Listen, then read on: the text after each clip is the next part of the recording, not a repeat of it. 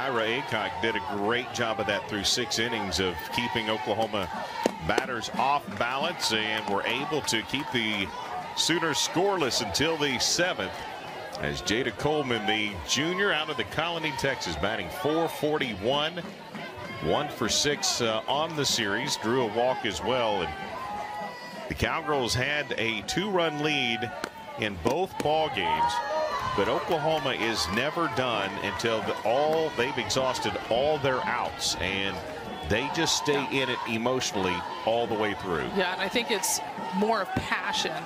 Passion is what they have, and they came out flat yesterday, and we talked to Patty Gasso, and she said, yeah, you know what, we're just a team that you can't ever count out, and that starts with Jada Coleman at the top of the lineup. She has started every game for the Sooners since she stepped on campus. The 2-0 on the inside plate, and it is 2-1 now to Coleman. The Sooners are 48-1 on the season. This team has been remarkable and just continue to own the Big 12 when it comes to a record in the Big 12, and not been beaten in Big 12 play. Now, Baylor did beat them earlier in the season, but that was a non-conference matchup, so in league play, they remain unblemished. Well, and everybody knows poor UCLA saw them the next game, and they just got demolished. Yeah, they took out the aggression of that Baylor loss on the Bruins, and they dominated that ball game, won in run rule fashion. When you always wonder, when you get a loss, how will your team respond next? And when you're the Sooners, they said, okay, well, it's regroup and business as usual. And I think that's what separates kind of the one in the nation versus, like, 10 or 11. It's how you're responding to those frustrations that you see throughout the season. They've won 40 games in a row. They really don't know how they respond except one time, right? There's not a lot of sample sizes to figure that out. There's the money pitch fouled back by Coleman, the center fielder. Man, that is the one thing, Coach Gasso told us it was one of the best things that could happen to our team, because it allowed us to hit the reset button to refocus, and certainly it has worked well, as I said, for 40 straight games now. If you go throughout a season and you never have one loss, and you get to the College World Series and you have your first one, that's a tough one to say, okay, we've gone this far, what happened? Certainly don't want to lose late, and right there, Lexi Kilfoyle winning that at-bat. That ball dropped off the table, Coleman over the top of it. You see Coleman is almost even with the plate and still not able to catch up to that ball that's on the ground. So Kilfoyle starts strong for Oklahoma State. Count ran full, but she eventually gets the strikeout. 7 pitches against the first batter to get things going here this afternoon. Game 3 of a 3-game set, as Jennings, the junior from San Pedro, California, another player batting above 400 for Patty Gasso. 3 for 7 on the series this weekend, a double and a couple of walks, I believe, there, and she starts out ahead 1-0. Count evens at 1-1. The Sooners will have to be very patient with Lexi Kilfoyle, making her bring it into the strike zone, because she throws that hard drop ball. Oklahoma State is hoping that will induce strikeouts and ground balls. Keeping that ball in the infield is going to be a key. Jennings is such a big presence in the middle, as that one is hit foul. Bloodworth backhands it, but it is foul. And you just look at the way Jennings has played this year. She's just been relentless, a playmaker, great speed, got great arm. I mean, there's nothing about this player that doesn't speak best in the country. When you look at her stance, she's a little bit closer to the plate, and that's because she likes to pull the ball, and even on that outside pitch, she's going to take her bat around and try to pull that ball. That takes a lot of power, and she's got that power. This time she gets to Kylie Naomi. Naomi throws it wide of Wark, and that'll be an error, I believe. From the press box, I don't know if that's the actual what's going on, but she was fired up. She was out pumping her hand, making sure that her pitcher was acknowledged for how good of a time she was having, and then at the plate, I mean, she was just lights out. She was. You got to remember, she's a 5th-year senior, and it was a freshman in her first Bedlam action throwing to her, so that is great leadership to helped calm down the freshman, and Aycock really was really good. Got in a little trouble early, worked out of it, and was really exceptional as Coleman, the designated player, takes strike 2. Cowgirls gave up the error, and so Jennings is at first. And looked like a routine play, but the throw a little wide, and Wark had to step off. Got it in the tip of her glove, so that easily could probably go either way, 6 or 3. We'll wait and see what the official ruling is, as that one is hit sharply into left field. Talon Edwards makes the catch. What a job by the freshman out there in left field, and that's a great job by Edwards getting underneath it. The freshman coming up big with that line drive, because if that gets past you, it's multiple bases for the Sooners, and she just makes sure that she gets down and she slides instead of dives. She made that split-second decision, which outfielders have to make when the ball's coming. Well, and if she doesn't slide, if she does not catch it, as you said, wouldn't typically go back, but because of her body position, she might have been able to block it anyway. That was an outstanding play by a youngster for Oklahoma State. She's played some tough defense, supposed to be a senior in high school, and she's been somebody in the lineup almost every single game. That'll bring up the cleanup hitter, Grace Lyons, the senior out of Peoria, Arizona, batting .343, batting .250 on the weekend, 2 for 8 with a double and a walk. So 2 gone, runner on first for Lyons, the shortstop. Outside pitch there, ball 1. Well, Lyons will have to look for something a little bit up in the zone unless she takes her hands down and is able to line drive it out of the infield. You and I have had those broadcasts where we've seen multiple plays of throws to the second base and then to the first base, double plays. Yeah, lots of plays. Rachel Becker made a terrific play yesterday, in fact, just catching a line drive showed her range.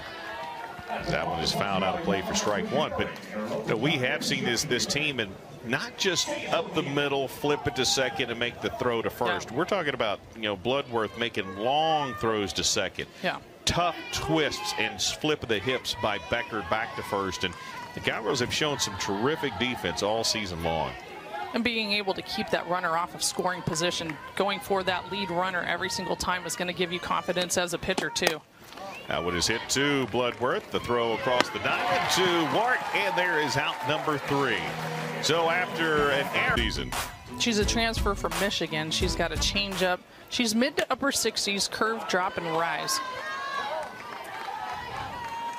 Opportunity for her in this ball game, and Cowgirls again have had the lead in the first 2 ball games, unable to hang on, trying to get back on top here in the bottom of the first.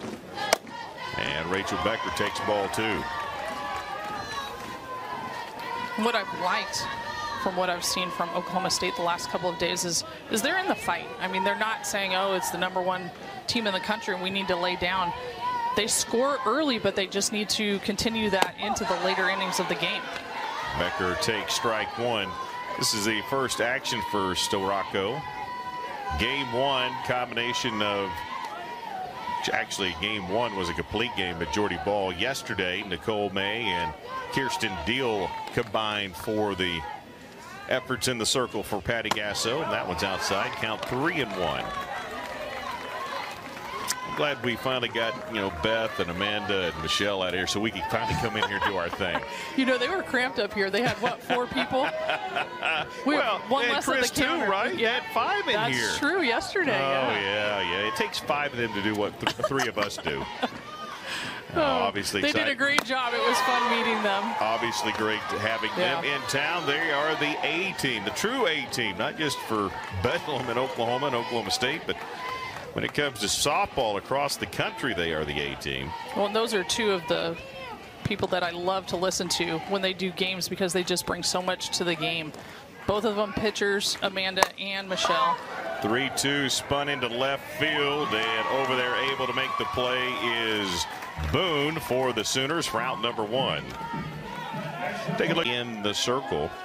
You know, we saw, again, I think maybe a late ailment may have been part of the reason why we had an initial lineup and then a change as Cheyenne Factor out of UConn steps in, and tries to do what she did in the first game and get her team on top. Batting .380, 2 for 6 on the weekend. Trying to get the Cowgirls going here quick. That one misses, ball 1. You know, but we did find out that, again, the A team has some artificial intelligence. We don't need that. Stop. We've got Chris Real Deal. Not AI, Chris Real Deal. Oh, my gosh. His name is not real because of that information. That's always been his nickname. And his information is legit. It's not manufactured. I'm just saying. Karen Johns did a great job yesterday, I know. Chris enjoyed chatting with her. Yeah, well, again, this is not a criticism of her. It's the AI part. That's all I'm saying. No, obviously, again, that's part of where the game is, and excited to have. Who knows? We may be using the Real Deal. May be using AI next year as well. 1-2 pitch. That one is spun into left field, going to drift just foul by about a softball outside that left field line. In fact, there's somebody that's moved up in the lineup. Edwards has been in the number 2 hole typically. But with the last few games, Oklahoma State not coming up on top, Coach Gajewski, I'm sure, went back to his statistics and said, okay, what do we need to do? What are some changes that we can make? And Factor is somebody typically who we've seen go opposite field, but she also has quick enough hands to get around on that inside pitch. Just trying to make some things happen offensively for Oklahoma State. That one is hit the other direction, and that one is just foul. That one just a little bit more, maybe by a foot or so. So she goes left just outside the line by a softball or 2, and then she goes down the right field side and outside by about a foot. So, you know, oftentimes coaches say learn from it, learn from it. Well, you better learn a lot because she's obviously can go either way. Right, right. She has the ability to pull it or to go oppo. Here's the 1-2 again, and that one high, and good job of staying off of that one. 2-2.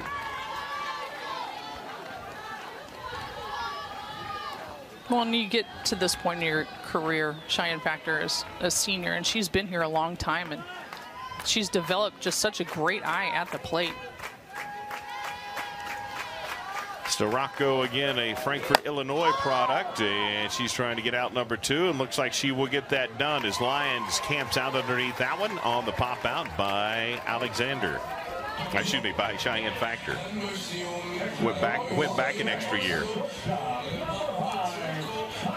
So 2 gone here in the bottom of the first, and that'll bring up Kylie Naomi. And Kylie is 0 for 7 in this series, does have a walk and scored a run, but Kylie Naomi, that right now is this is a young lady that can be a difference maker in this game if she can get back to who she is. Yeah, I think that's the key, is going back to fundamentals. And Coach Whitney Clower has talked about, okay, we need to be on time with those strikes. We need to make sure that we're connecting with those pitches a little bit deeper and laying off of those rise balls.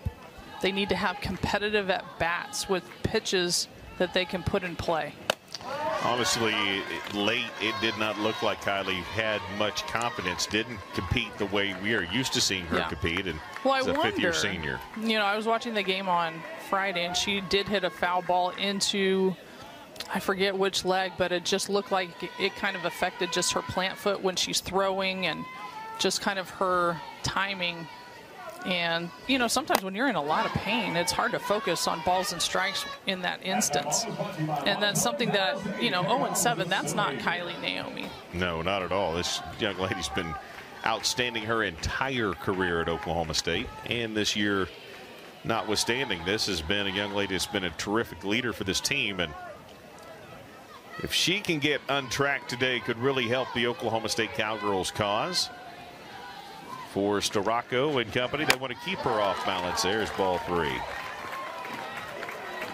Storako going up in the zone, trying to get Kylie Naomi to swing at that. And, you know, it's tough. You have those combinations where they're up in the zone, and if somebody hasn't swung at it, climbing that ladder sometimes is not going to induce a swing from a hitter. There's a walk by Naomi, and maybe that will be the spark that will get her going. It's a 2-out walk, and that'll bring up Wark. As you see, to Rocco, who's trying to get out of the first inning. Both teams with a runner at first in their first at-bats. Now, the Sooners have only had 6 opponents that have scored more than 1 run all season long. The Cowgirls have done it a couple of times now, but it has been just not a lot of run production by anybody all season long against the Sooners. That's a contribution. That's a statement that says they pitch really, really well, and if they we're willing to be coachable and taught. I guarantee you, Beth Mowens has got learning attitude as well as Amanda Michelle Smith. If you quit learning, I don't care whether you're broadcasting or coaching or playing. When you stop learning, you're in a bad. It may be time to hang them up, right? That's true. Hang up the golden cleats or the golden microphone. So always willing to learn, listen, and learn. 1-1 here to Warwick. Again, 2 out, 1 runner on. That's Naomi over at first. Out in front of that, Cowgirls trying to steal. They will not get it. That's a good throw by Lee, and Kylie Naomi is out. And coach, she hasn't been through the lineup all that much, so. And her transferring from Alabama, it's not somebody typically that OU plays all the time. Yeah, that's exactly right. Alabama was the last team to hold Oklahoma scoreless. That was in the 2019 College World Series, and that became a stat of note yesterday simply because the Cowgirls had Oklahoma stuck at 0 going into that 7th, but Oklahoma found 4 runs in the top of the 7th to win it 4-2. And that is, again, this is just not a team that can be held scoreless very often. And they did the same thing when they faced Texas. They were down in the 7th inning, and they came back from behind and won that game as well. So it's not, it's just in their DNA. They're typically a team that is never going to lay down for very long, even if they come out a little bit flat like they did yesterday. At some point in the game, somebody lights a match under them and says, okay, we got to get this done. The 0-2 off the plate to Erickson, the first baseman. We were talking to Coach Gasso, get that right in a minute, but I'm talking to her. I asked her which came first, the confidence to win, or did the winning provide the confidence? And she said it was definitely confidence first. So even before they had confidence, this is actually Lee, but they had the confidence when this program was starting. I mean, this team has won 4 of the last 7 championships. Yeah. So they've got all kinds of confidence, and if you're playing for this team, you know that. But she said the confidence had to come before the winning, and I thought that was interesting. Yeah. I mean, anytime that you're winning, you have to have some form of confidence behind you, because when you step up at the plate and you're facing somebody like Lexi Kilfoyle and you're not confident, stole that home run. How about that? Cheyenne Factor's hand was over the wall, brought it back, and absolutely robbed Lee, the catcher, of a home run. Well, the timing that Cheyenne Factor had getting back to that fence and being there. She sprints back. You can see she takes that drop step. She's there. She's feeling for that wall, jumps, and makes that play. And the only way that happens is she's at the fence waiting for it. She's anticipating it. Not afraid of the wall. Felt for it, went into it, reached back. As our producer said, that is definitely a web gem. Nice job. Right, something I learned earlier this year. Nice job there by Factor. Lee got every bit of it, had wind behind it, but could not get it over the wall as Factor was able to steal it back and bring it back as Jocelyn Erickson, the freshman out of Phoenix, batting .381, 3 for 4 on the season. And she was the catalyst for that 7th inning. She got on base first and started that rally for OU in the top of the 7th yesterday.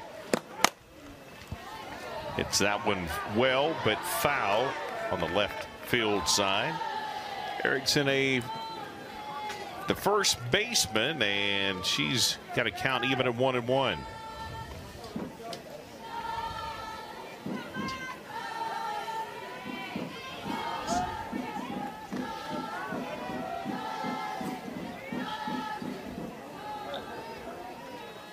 So the 1-1 here coming up for Lexi Kilfoyle. And there's a called strike. You know, I thought it was interesting watching some of the media information, media availability with Patty Gasso this week as well. She's talking about playing that game against Tulsa. And she said, I've gotten in my latter part of my career just want to help other programs, in-state programs. She said maybe it'll help them get a restroom in their facilities, in their dugout. She goes, well, heck, it would be nice if they got a restroom in the visiting team as well. And there's a strikeout for Lexi Kilfoyle. Great job there for out number 2 as we take a look at this one. Finish that thought in a moment. Kilfoyle just putting that ball on the outside part of the plate, down and out, not a strike. No, but you can see there, Erickson chased it. Yeah. All on her front foot, and that's all you can do when you're trying to catch up to a ball that's on the ground.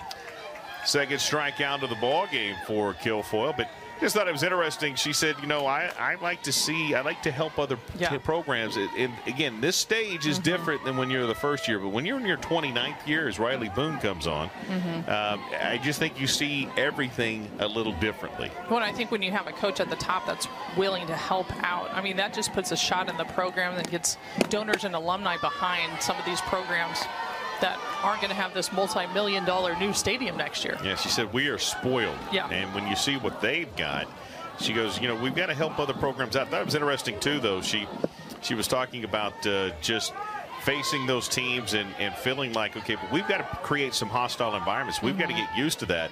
And it was senior day for Tulsa, so their kids got to play in front of a sellout crowd, so that made it special. Now, they didn't win senior day. The likelihood of winning senior day when Oklahoma shows up is not good, but the crowd will be great, and it is something those Golden Hurricane seniors will remember forever. Interesting on senior day here in Stillwater, the Cowgirls' tradition is to give a rose to the seniors on the other team. So all the Oklahoma Sooner seniors got roses today. It just kind of shows that sportsmanship when you're playing the game of softball.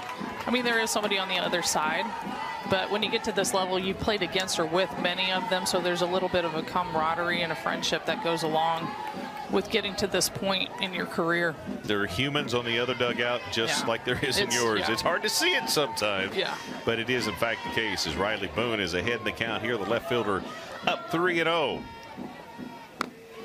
And Kilfoyle comes in with a strike. Boone didn't think it was, but it was a called strike. No, it's tough when you're squeezing the plate a little bit and something comes inside. You've got to either pull your hands through the zone and put it down the right field line, or you've got to decide, all right, I need to see another one. And that one, she was so far up, she probably couldn't see where that ball crossed the plate. Kilfoyle. And there's ball 4. That's the first walk issued by Kilfoyle this afternoon. And another base runner for the Oklahoma Sooners. You know, the Sooners, we talk about the Cowgirls leaving kids on base. The Sooners left 14 on the bags on Friday. 14.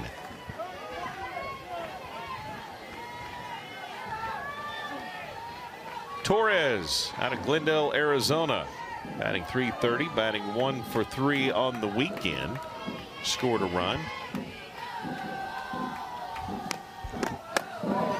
And that one just off the plate. Ball 1. Lena Torres, the third baseman. Initially was in the lineup as a right fielder today, but with the absence of Brito, she moved to third. When I did ask Patty about that, you know, how do you establish a team environment where when there's changes, you're not against your teammate? And it goes back to their championship mindset and all of that. But very early on, they make sure that those changes are met so it's normalized, so they don't wait till something happens and is wrong. Those changes just become normal, and it's almost like, you know what, I've got another player right behind you that can play just as good. Well, it keeps you on your toes, that's for sure, because if you're not playing your A game, there's somebody there willing for an opportunity. And you know, the other part about that, she says, we talk about the team concept from day one. It's not individuals. And when we have kids that win individual awards, we don't stand up and take a bow, because Yeah. it's still ultimately about that team championship at the end of the year. Right. That's the only one that really matters. Yeah, she's got them all moving forward for the same goal in that championship. So as long as you can focus on that, those individual things don't mean as much. It's all for the team. Your individual awards are. That one is chopped to Guilfoyle. Guilfoyle flips it, and Wark does a good job of reaching out, getting the tag, and stepping on the base. And Wark finished at the plate in the bottom of the first. She starts at the plate for the top of the second. That was because Kylie Naomi was thrown out stealing. And so she will come to the plate for the second time here in as many innings. You know, I love that Coach Kayeski was going to put pressure on this OU defense early, forcing them to make a perfect throw down to second base. Boy, and Lee did too. There's a good hit. That's into left field. That's going to be a long single for Wark. And the Cowgirls, just like the Sooners, have a base runner on here in the bottom of 2. That ball just hung in the zone just a little bit too much. Wark gets her bat in front of it. She strokes it through the infield all the way to Riley Boone in left field. And that'll bring up the designated player, Morgan Wynn, for Oklahoma State. And she takes strike 1. Looking at the numbers for this senior out of Concord, California. Batting .291, batting .400 on the weekend with a double and a walk. Been effective against the Oklahoma pitchers so far. And there's strike 2, quickly behind 0-2. You know, it's interesting, if you look at it again, LOBs, left on base, are such an intriguing number, and you can make of them what you want. If you leave too many on and you lose, you go, we can't get timely hitting. But if you don't have enough on and you don't win, well, we're not hitting enough. For instance, the Cowgirls have only left 7 on this weekend, 7 total. Right. The Sooners, but they've lost both games. Oklahoma has left 22 on, but they've won both games. Right. So again, it's really how you look at it. Ultimately, it's about the W. But if the Cowgirls had had 22 left on base and still lost, they would have felt miserable about not getting timely hitting. Unlike what we just saw there from Morgan Wynn, which pushed pushed Wark to second. Now back-to-back singles, and the Cowgirls are threatening here in the bottom of 2. Well, and I think when you look at those numbers, you can't make of them what you want. I think the bottom line is the Cowgirls, they do need to continue to put pressure on this OU defense, not just early in the game, but all the way through the game. Purcell, Oklahoma product, Caitlin Carwile lays down the bunt, and they will get the lead runner. And Kenny Gajewski is talking it over. I'm not sure what he thought happened right there, but the bunt a little strong, and Torres able to make the play. So Carwell from the left side, she's going to lay down that bunt, and that's typically something that you need to put either right in front of the plate, a little bit up the middle. And it's a forced play at third base, so I'm not sure why the tag is applied. Yeah, I don't know either, and maybe because she felt like her foot wasn't on the bag. I'm not sure, but you're right. It's definitely a force. Either way, the lead runner is out. 1 gone. Runner still at first and second for the left fielder, Talon Edwards. Out of Moore, Oklahoma. Just a freshman, batting .320, 2 for 7. Had that triple yesterday. Scored off of a hit from Taylor Tuck. And that was one of the runs scored yesterday for the Cowgirls that gave them that 2-0 lead, and a 2-0 count here to Edwards. You know, typically when you have runners in scoring position, you want that batter that's up to go ahead and hit. But I think Coach Gajewski was just wanting to move those runners, and Carwell can hit the ball. We've seen her hit really well. With that bunt, sometimes if you're too fine with it or it's too hard, it just makes it difficult to move those runners up. Great job by Lyons covering third. Yeah. Torres got to it, made a good throw, and obviously if you are able to execute it, then you got runners at second and third and in scoring position, but still first and second. And Edwards now has a 2-1 count after fouling that one off. Yeah. Well, and you know what? He may have wanted to challenge Torres at third base because she has been playing outfield. So if you push that ball towards somebody who plays outfield, are they going to be able to make that play? Yeah, heady play, just challenging her a little bit. That one is going to float into center field, and Coleman drops it and makes the throw, and then they'll get the tag at third, and that's going to be a double play. So misfortune for Oklahoma State there. Great job by Coleman. Heady play, makes the throw after she dropped. 1,500 fans. And they will stay. By the way, those stands will stay for the NCAA tournament. Cowgirls will be hosting a regional. Whether or not they'll get a super regional, we'll have to wait and see. But this team will definitely be a host site for the NCAA tournament. It's a lot of fans. It is a lot of fans. And I think that probably helps Coach G's cause just a little bit. Like, hey, look, we sold out. We really need that stadium. Absolutely. And if you build it, they will come. As Quincy Lilio, the freshman out of Oceanside, California, batting .294. Looking for her first action in this series.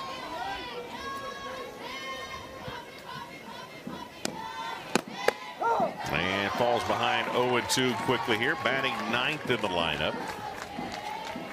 Kilfoyle doing a great job of just keeping those balls low, except for that one that went to center field and Cheyenne Factor robbed. I mean, as a pitcher, that just pumps you up so much, gives you that confidence to go ahead and throw that pitch a little bit higher, knowing that your outfield has your back. 0-2.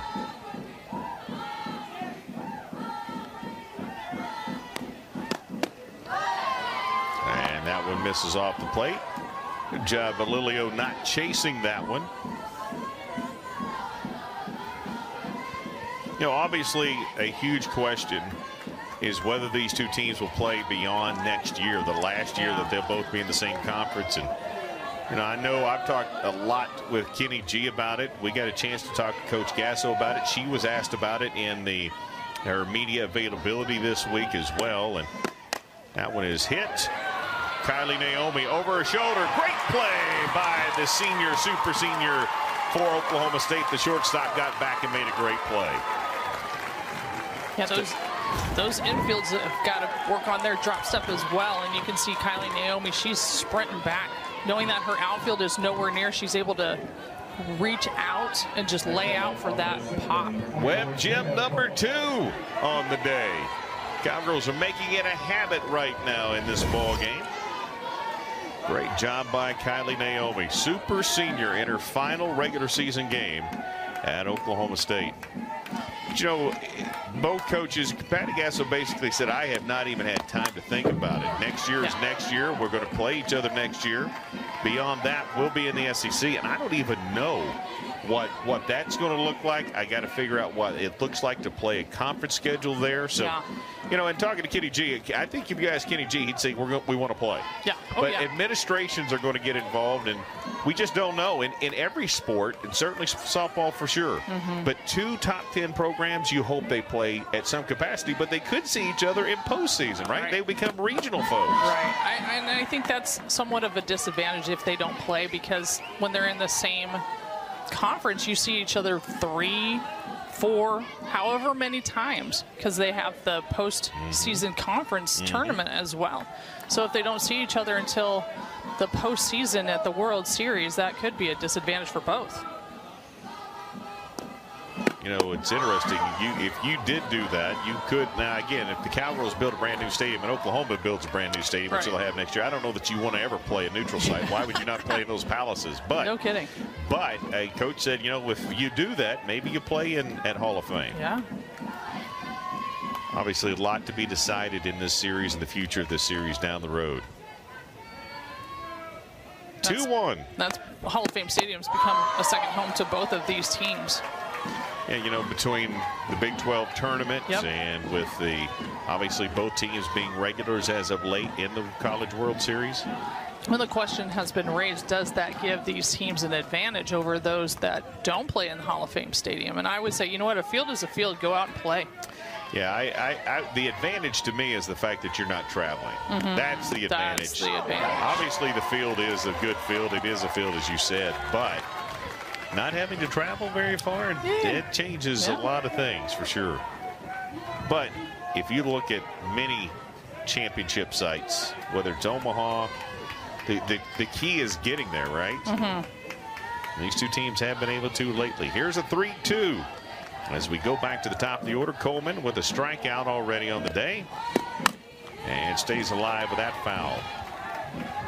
Doing a good job of just fouling that out to get another pitch. You can tell that wasn't a swing to put the ball in play. It was just enough of the bat to get it at foul.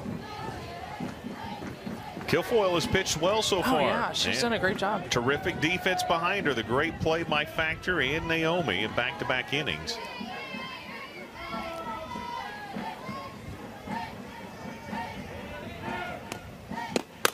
That was going to be hit to Naomi. Charging throw, not in time. Great speed by Coleman. She was able to beat it out to get the infield single. She has been a triple threat, so anytime she puts that ball in the infield and has multiple bounces to the shortstop, she's more than likely going to beat it out. Great effort by Kylie. She charged it. She didn't wait on it. She came after it, but again, the speed was too much. Fielded it cleanly, exactly. It's just the speed that took over there. Kylie did a great job of making sure she made that play, just not in time. I mean, there's nothing you can do about that. So for the third consecutive inning, the Sooners have a runner at first as Tiare Jennings, the second baseman, reached on an error. Her first time up, and with one gone, we'll have another opportunity here. That one is hit foul down the left base side. It's going to be really hard to make a double play against Tiare Jennings with her speed at first base. I think you would want the lead runner if you can, but you just want to get it out more than anything. And yeah, and that's when you've got to be aware of the speed that you have on the base path. Yep, you got to know that. I mean, Coleman's going to be coming too. It's not even guaranteed you can beat her at second. So Jennings, after the foul, 0 for 1, or 0-1 rather in the count, 0 for 1 on the day. And there's a called strike. One of 3 players on the Player of the Year list. I know we'll talk more about it, but when you've got 30% of the Player of the Year final candidates, you ought to be pretty good. You should be, right? And they are. Yeah. Coleman on first base. Got it. There's a little check swing, and Jennings will go down 0-2 in the count.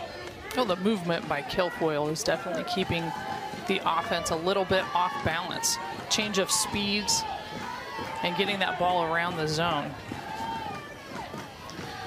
One of the things that amazes me as much as anything about softball is how much snacks are being consumed in the dugout. Hey, we're hungry people. I guarantee you. I mean, there's no doubt. It's very unseasonably warm in Stillwater. That's been another factor as well. So hydrating and, got to keep your calorie count up. And all of the fans have got to stay cool. There's 3 ambulances here yesterday to tend to fans. So it's definitely the time of the year where players need to make sure that they're hydrated before they get to the field. If you're already dehydrated, I mean, it's tough to catch up. If you're thirsty, it's not good. It's too late. A lot of sun. And you told me that stat earlier. I don't know if you got that from artificial intelligence or if you knew that. But which stat was that? The 3 ambulance appearances. But no, truly, it tells you how warm it has been as we look at the strikeout. Yeah, that ball just drops off the table for Jennings. And that's something that Kilfoyle's been very successful at. OU has got to be a little bit more patient with those balls. They have to wait for those good strikes. But with Kilfoyle, I mean, you may not see him. She's moving the ball down. She's, out of the zone. Making it you think it's coming through the zone and then just dropping it off. I mean, incredible ball movement placement so far. That's the 3rd strikeout as Sydney Sanders lined out her first time, the designated player, batting .292. Well, and if you're a hitter going up against Kilfoyle, you've got to know if that ball starts low, it's going to stay low. It's not going to come up in the zone. But I think with that and the mixing of speeds is what's so deceptive.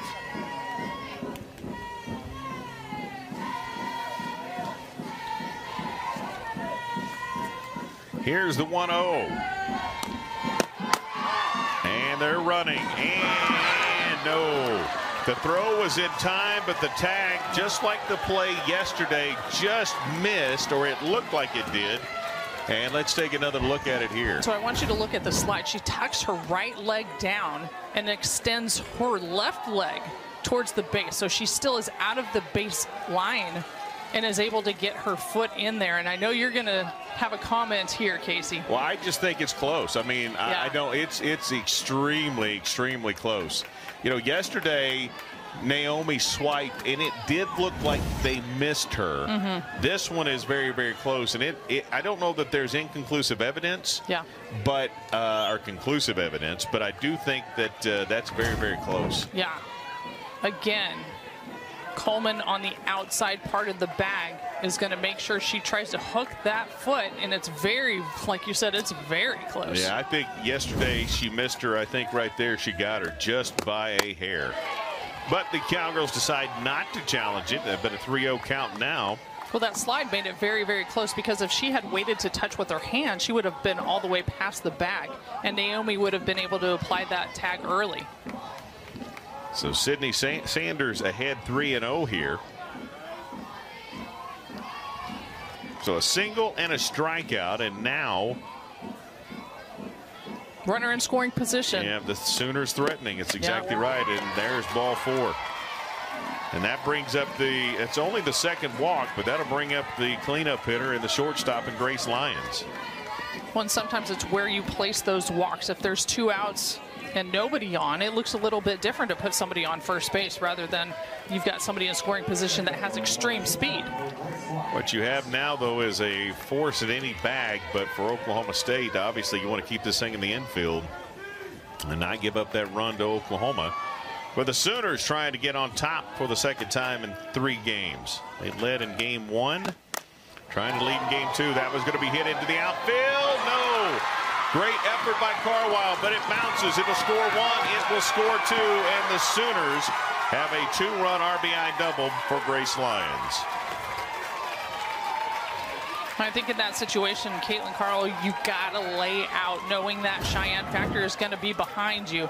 Going opposite field here to center right field. Carwell so very close. If she makes that catch, they're out of the inning. But knowing, like I said, Factor's got her back. Go ahead and see if you can get out of the inning. Scores 2 for the Sooners. Great effort by Carwell. She did leave her feet, but just could not get over there in time. And now all of a sudden that tag at first or second on the steal looks a little more intriguing on whether you should have challenged or not. Certainly could have been a difference maker for sure. It brings up Haley Lee. She had a home run, but she didn't because Factor stole it from her. Reached over the outfield wall and pulled it back in. She falls behind here 0-1. And that one tall out of the zone, 1-1.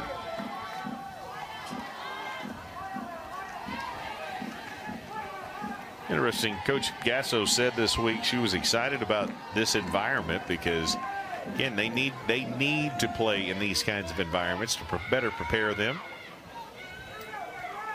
Of course, they're going to be in home atmospheres the rest of the way, pretty much. Big 12 tournament, regional, super regional, Women's College World Series. If they get that far, they're going to have home environments pretty much the rest of the way.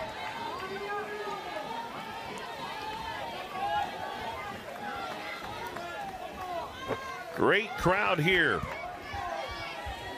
despite the warm weather. When you play in these hostile environments, you have to get used to, you know, the Outlaws in right field just kind of jabbing away at you, making sure they make conversation. So it's learning to stay focused in the game. That's what those big crowds bring, is making sure the moment's not too big, keeping everything on the field. A lot of OU fans out there in right field as well.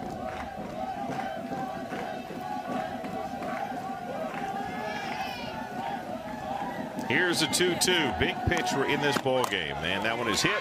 Bloodworth makes a great play. Good throw, and there's out. One pitcher. And the amazing part is they're all 3 worthy. I mean, all 3 capable of winning that. That one is hit by Taylor Tuck. Underneath it, sliding over is the first baseman Erickson for out number 1.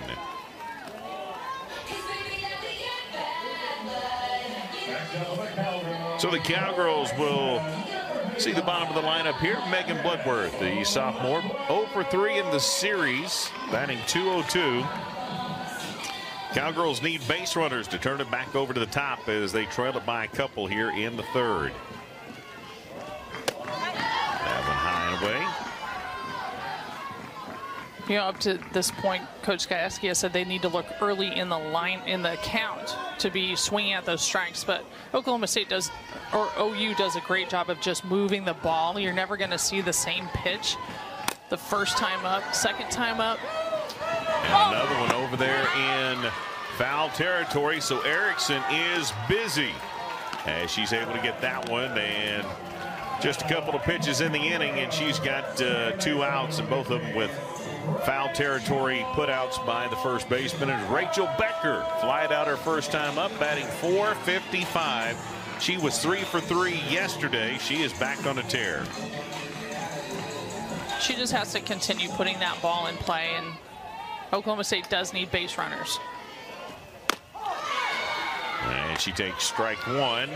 And you got to look and see, okay, OU scored 2 in the top of the third. How does Oklahoma State respond? They have to have some kind of a response, and popping up 2 on the foul line to first base is just not the response that they need. Yeah, you know, keeping in mind, the Sooners did that with their 1, 3, 4, and 5 hole hitters. The Cowgirls are at 7, 8, and 9 here, or 8 and 9 rather, back to 1 to start this inning. But you're right, you want to respond. You got to, and it's been the bottom of the lineup certainly yesterday that provided the runs for the Cowgirls. As that one is hit in the gap, terrific play. What a move by Jennings. Got there, but the Sooners do have a 2-0 lead as we go to the top of the 4th inning here.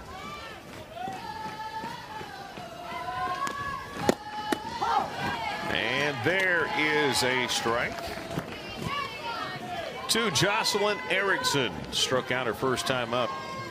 Does have home run power. 6 home runs on the season. Has driven in 31. Leading off in the top of the 4th.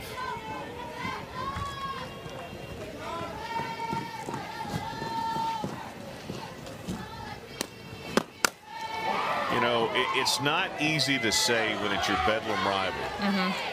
But if you beat Oklahoma today, it's a huge win. Yeah. Even though you lose the series, creates momentum. Yeah. It helps your national seeding opportunities. And while it's not a series win, you have to understand just what Oklahoma is. And that is a team that right now is better than everybody else in the country by far. Oh, yeah.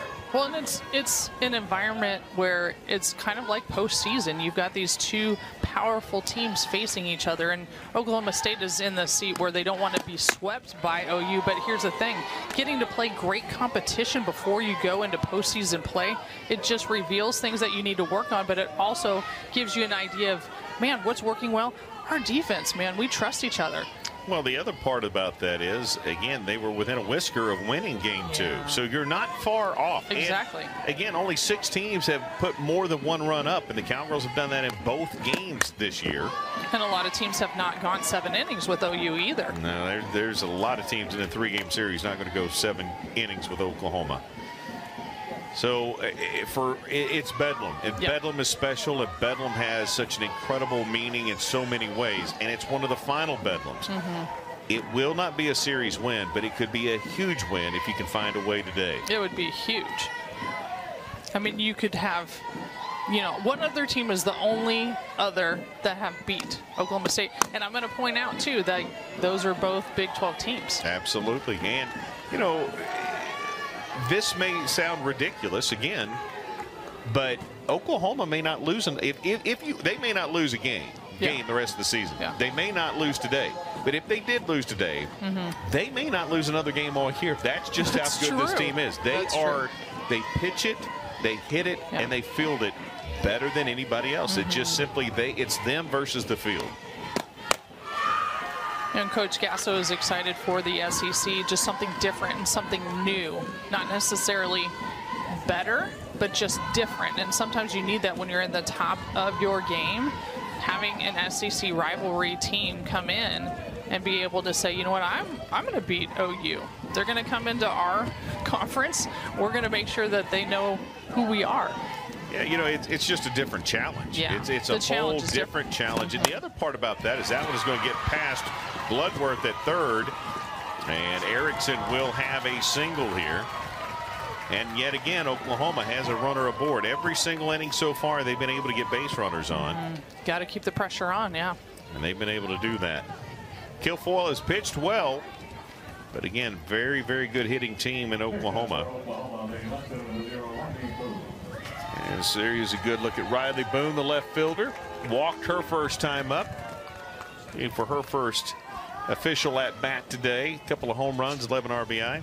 But, you know, I asked Coach this, you and I were talking to her, and we talked about, is it harder to build it or harder to stay there? Yeah.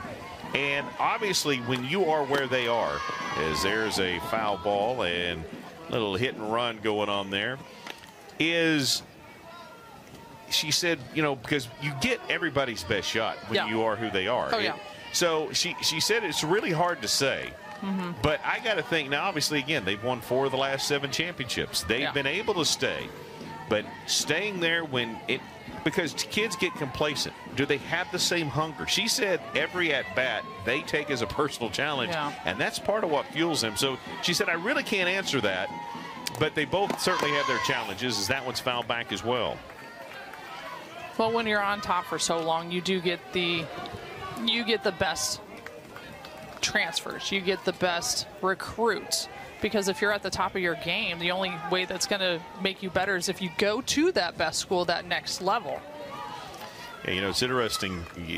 Some kids will go, well, I want to go there because I want to play for the best and I want to be on the field. Some kids go, I'm never going to play, so I don't know if I want to go there. You know, you better be ready, and that's true of Oklahoma and Oklahoma State. Right. Because that one is hit. Bloodworth gets the lead runner, throw to first rather from second, not in time. So that'll be a fielder's choice for Boone. But you better be willing to compete if you're going to step on the field for either of these two programs. Yeah. Yep. There are no guarantees. There are no guarantees, and both have the depth in the dugout to be able to bring whoever they need to onto the field. OU's, they brought Haley Lee behind the plate for Kenzie Hansen. If you were watching that game on Friday, she got hit really hard in the wrist. X-rays are negative, though. It's not broken. They said they want to be very careful. Yeah. Because there is a lot of softball There's left still this a season. lot. Yeah. Still quite a bit.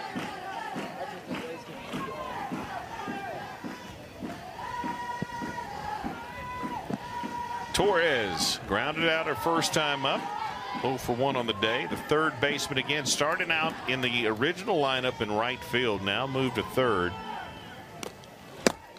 Well, that's an athlete right there that can come from left or from right field and go to third base. Quite a different look off the bat.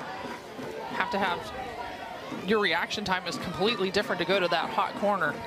It's interesting. That's not a move that you know, it's one that I know you've talked about a lot. Sometimes you go, okay, that just doesn't work.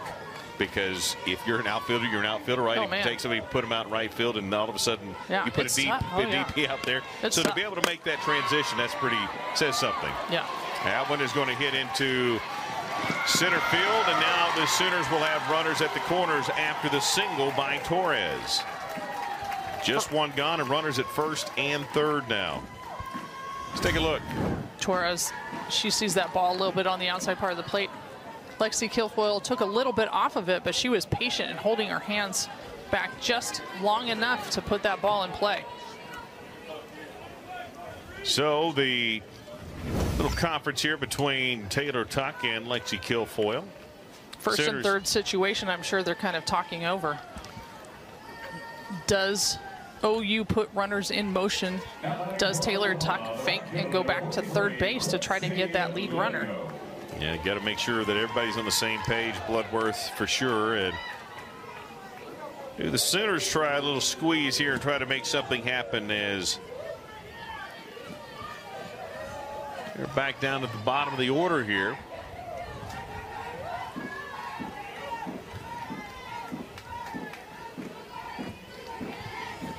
Big moment in the ball game. Sooners are so hard to score on. There's the fake. And there's the fake down the line, and the runner at third holding, so no throw, and now the Sooners have runners at second and third with one out.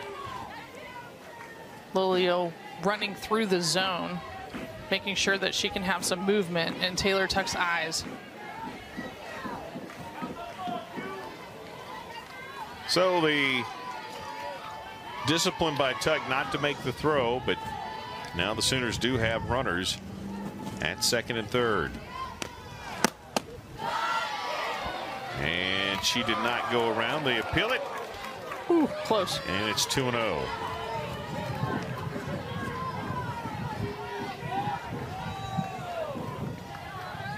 And if you were playing infield, Rachel Becker's a little bit in front of the base paths as well as Naomi. You're trying to make sure that you keep the runner at third base before throwing to first. Well, and that's hard to do with speed, right? Yeah. Oh, yeah. You can look them back, make the throw, turn back, and they're standing at home. Yeah. And you've got to have discernment, too, like how far off of the bag are they? Well, and again, just thinking that all the way through, you can look them back so far, but if you're not careful, then you've got to make a great throw to get it first because of the speed down the line. So, again, that's the kind of pressure that Oklahoma will put on you. Well, I'm sure they're going ball angle, balls on the ground. Boone's taken off for home plate. Keep in mind, we're going to flip the order back over here to Coleman. So this is a big out right here. You don't want to face Jennings. Yeah. Well, and then again, if you get a hard ground ball shot to the infield, you can also fake to see if Boone's going to take off for home plate. And then you're looking at trying to get an out at home.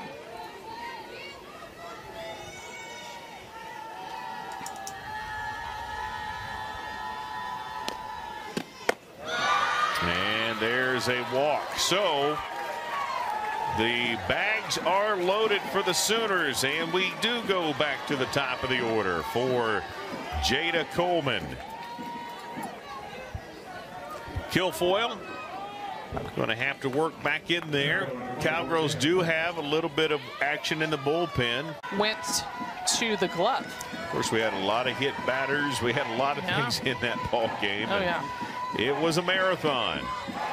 Well, and part of that is, you know, reviews have taken a little bit more time here at Cowgirls Stadium. So I'm sure that's something they will be working on to shorten the time on. Yeah, they need to get, I think everybody needs to probably unify the cameras and those sorts of things. Although I will say the review yesterday, and I believe there was only one, it took about 45 seconds. It was a quick review. It was quick, yeah. We've been part of those that have taken multiple. We've been part of some. Seemed like 30 minutes, right? You and I could have gone to the concession stand, eaten a full meal, come back and still wondered what was going on. There's a strike to Coleman. Coleman has a strikeout and a single. And she's behind 0-2 here. Again, talk about a big out. This would be for Lexi Kilfoyle. This would be huge to get out of this inning without any runs, too. I know there's only one out, but you're always looking for that next out. Yeah, you get to two. Now all of a sudden any bag becomes a possibility, and you don't have a tag, roll, fly ball, and sac fly situation. So this would be huge. That one is hit foul down the left base side, out of play. And for Oklahoma, here's a chance to open this game up wide. They have allowed a couple of hits by the Cowgirls, but for the most part, the Cowgirls have been held off balance offensively.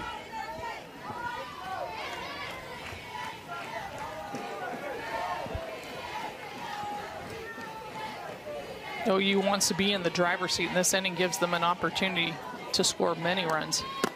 They are in the driver's seat. There's the throw. Force is there at home, and oh my, coming in is Boone.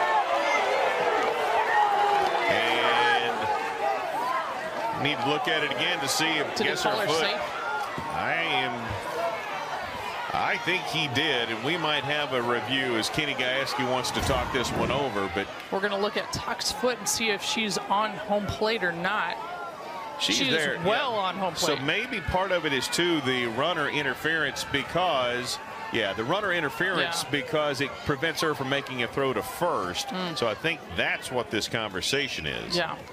But that was out. It looked clearly out at the time, but You're right, because of the lack of commitment by the home plate umpire. Wasn't quite sure what he had called. Yeah. And so 2 gone, but the the bag's still full here. Coleman reaches on a fielder's choice officially. And that brings up the ever so dangerous Tiare Jennings. Yeah. And Tuck, even though she wasn't taken out, I'm not sure that she would have had a throw on Coleman at first base. She's so quick. Probably would not have, but boy, that looked scary right there. Yeah. That ankle got twisted. And that one just off the plate. Nowhere to put her, so you got to pitch to her, and that's a scary thing for Jennings. She's 0 for 2 today, and that may be even the worst news. She's due. She's due, and if you're a Sooner fan, you know she's due, and that's good. If you're a Cowgirl fan, that's a little scary. Or they're saying, you know what, she's 0 for 2. We got her this time. And challenging Jennings, I mean, it's tough because she's so patient at the plate, even though she's 0 for 2 today. And you know, as long as the batters of Oklahoma have another strike or another out, yeah, they just don't feel like it's ever over. Yeah, they score a lot of runs with 2 outs. And they get a lot of walks and hits with 2 strikes. There's a strike, and the count 2-1. Now that again becomes very, very intriguing. You have nowhere to put her, but you can't throw it across the plate. So if you're going to throw it across, it better be perfectly placed, or you're going to try to fool her here. It's a hitter's count in a hitter's situation. Very intriguing matchup here. I think Kilfello's got to go back to that drop ball, take some speed off of it, get Jennings off balance. Hopefully for the Cowgirls, it's a ground ball somewhere to make a play. 2-1. That was hit right back to Kilfoyle. Makes the play, makes the throw in time. Bases loaded, jam. Nobody is able to make it happen here. And the I mean, the one thing that you can take away that's positive is they're still in the fight, even though they're losing.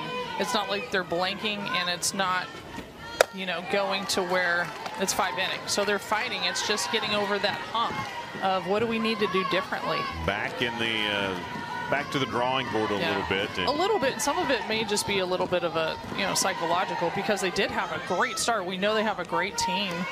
Yeah, they've proven it against a very good team, a very good schedule. Again, number 13 in the country in their strength of schedule. But the other part that's interesting is, despite the struggles and certainly the losses as of late, they still have 41 wins on the season. Right. And this is, you know, the time of the year where it is a grind and everybody's a little bit tired and banged up. So you need to make sure you're taking care of yourself. And, you know, we've got finals this week for Oklahoma State coming up. So that's always something to look at too. You got to get your studying up because it's student athlete. Even though we know it's all athlete, right? I mean, that's always a hard time of year. I remember going to the World Series and we were done with school.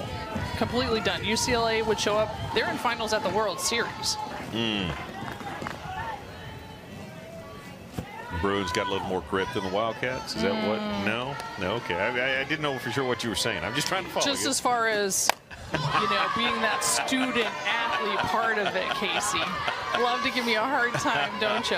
Throw out that old Pac-10. Yes, I said Pac-10 because it was Pac-10 back in the day.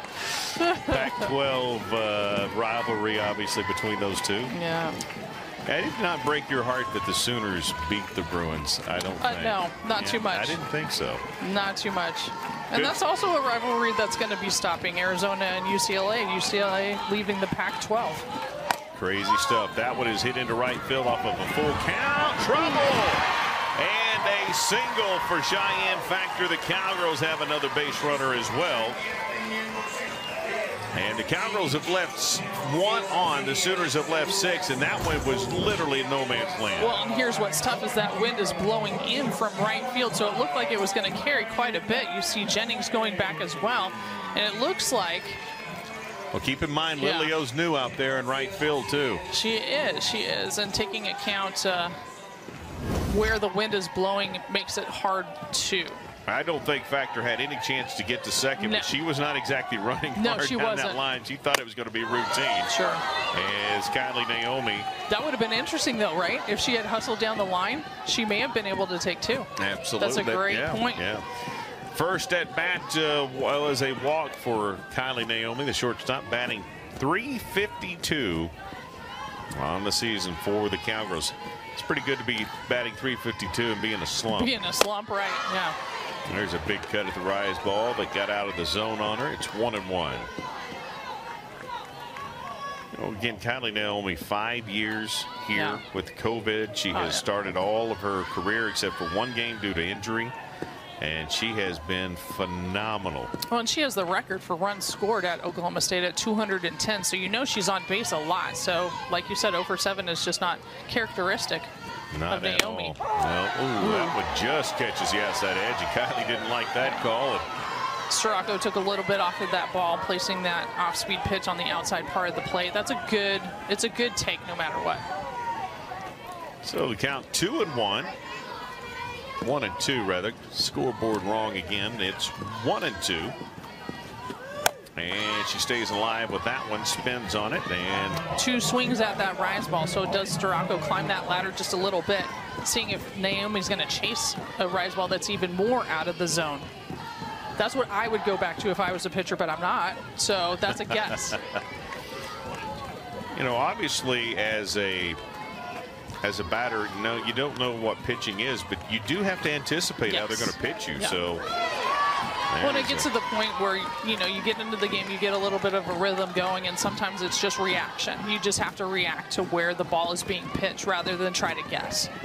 You described yourself earlier after we were talking about all the accolades from the ESPN crew of how terrific you are, or as a player. Ooh. Well, as a player, you don't play anymore, but as a player that you did play. But you described yourself as a bad ball hitter. Yeah. And you know what's amazing? If you're an Oklahoma batter, you better be a bad ball hitter because nobody's going to throw you a meatball, at least not intentional. Yeah, exactly. Being a bad ball hitter can work to your advantage, especially if you have some speed. If you don't, you better be looking for something in the zone. Well, and the thing that's interesting, though, to be a bad ball hitter, even looking at Taylor Tuck's hit yesterday, that was a bad ball. Oh, yeah. But she went down and got it, and if you've got the power like they have, you can make something happen with a bad pitch. That is a beautiful luxury as that one is hit right back to the shortstop. Lyons has it, and out number 1 as Naomi lines out to Lyons.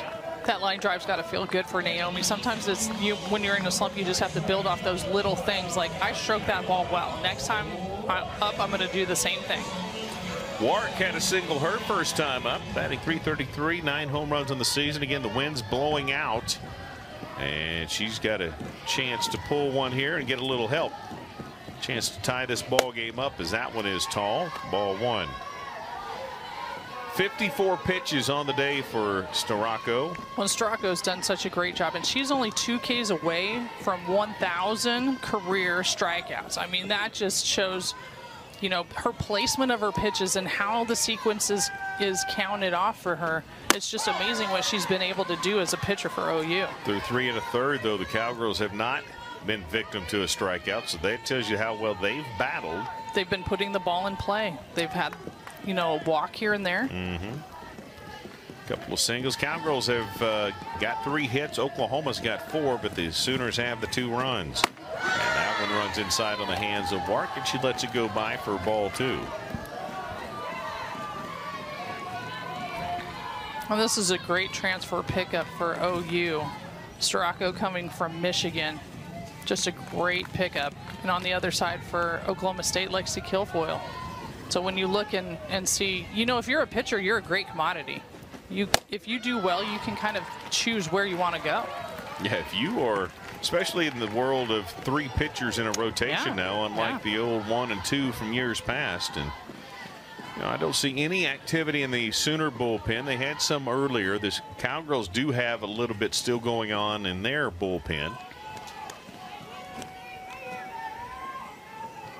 And here's the 3-1. That's ball 4. Wark draws the walk, and the Cowgirls have runners at first and second. Second time in the ball game they've had runners in scoring position. The last time led to the Coleman drop and the double play. And you asked it. We had the producer ask it. A Cowgirl fan sent me a text and said, I think there was a question, did she intentionally drop that ball that created the double play? I mean, it was a great heads-up play if she intentionally dropped it to make the double play. And if it's not, I think she should put that in the rotation of plays. I mean, because it's out of the infield, it will never be an infield fly rule. Yep, absolutely. Morgan Wynn, the designated player.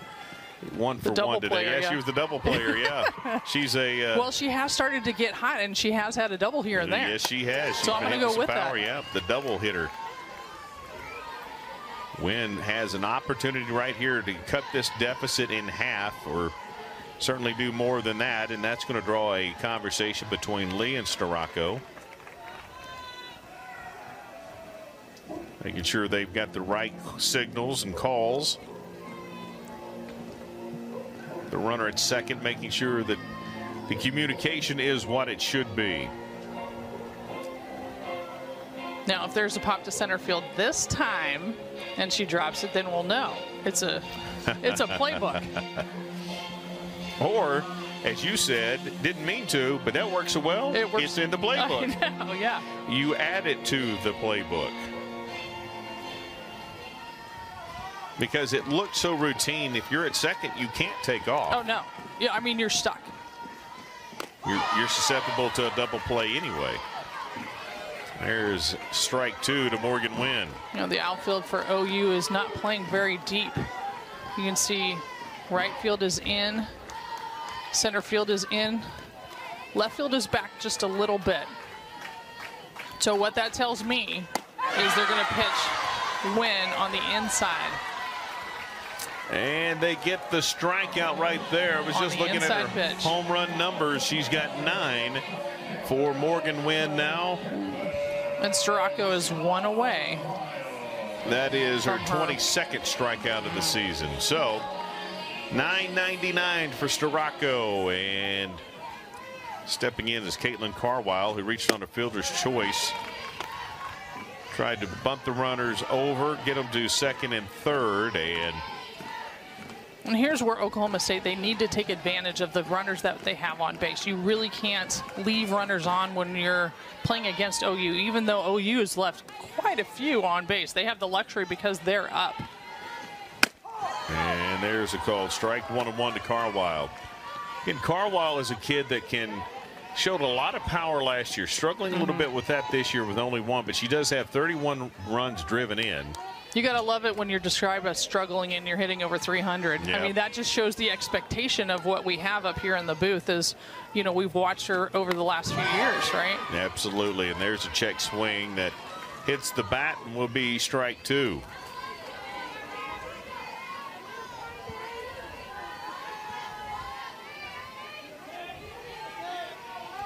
Again, a big opportunity here. In 1 run, you never know. 2 runs seems like a lot in a deficit to Oklahoma. Cowgirls, you said, need to find a way to make something happen with the runners on. And there's a strikeout, and there it is, 1,000 in her career. And it happens on Caitlin Carr. For Storako in her career, 99 of the season. The next one puts her at 100 for the year.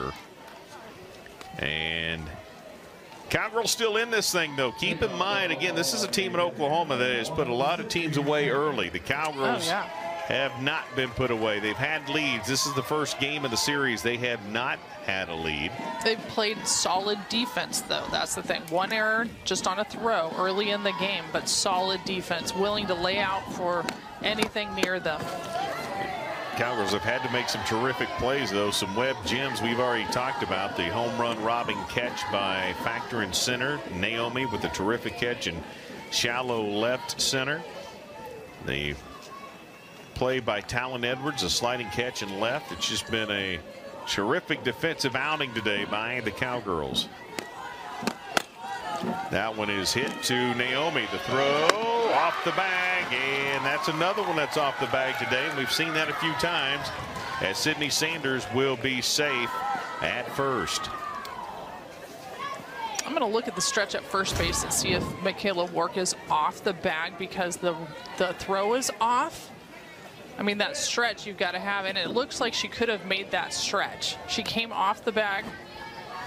It's close, I guess. It's close. I don't know. And it'd be interesting to see how they score that. Will that be a throwing error at first? Or is it a hit? Yeah, I mean, it could be any of those three. It was very sharply hit to Naomi, but uncharacteristic throw of Naomi not putting it right on the glove by on Wark.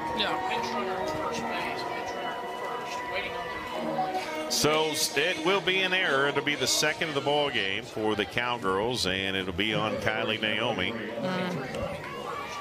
And that'll bring in a pinch runner, and that is a young lady that wasn't feeling well earlier, but it didn't start, but is out there now. It's Alyssa Brito.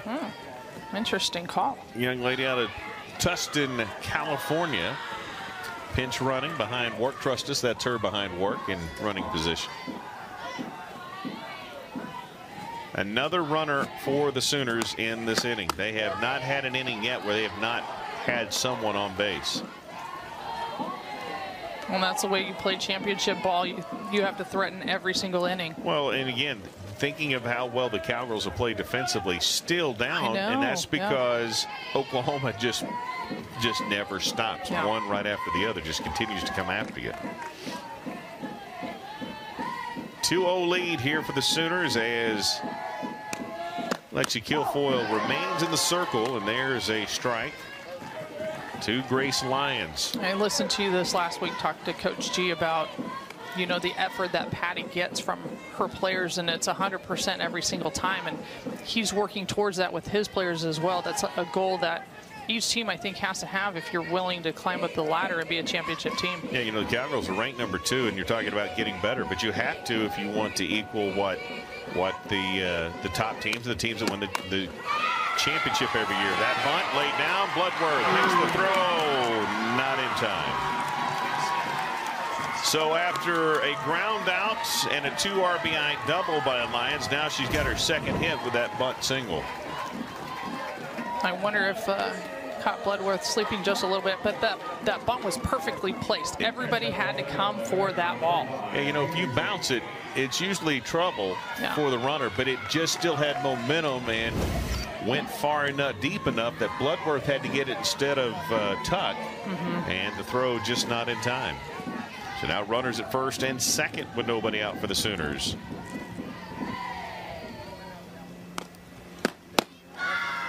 That one just off the plate.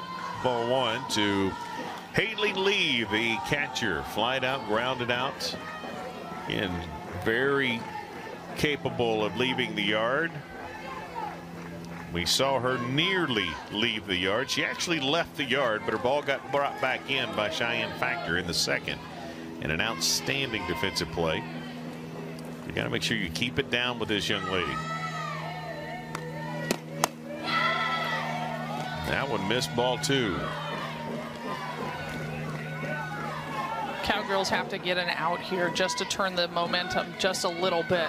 And you played with fire getting out of a bases loaded jam in the last half inning, so don't want to put yourself in that same situation right here and look for a miracle to prevent any more runs.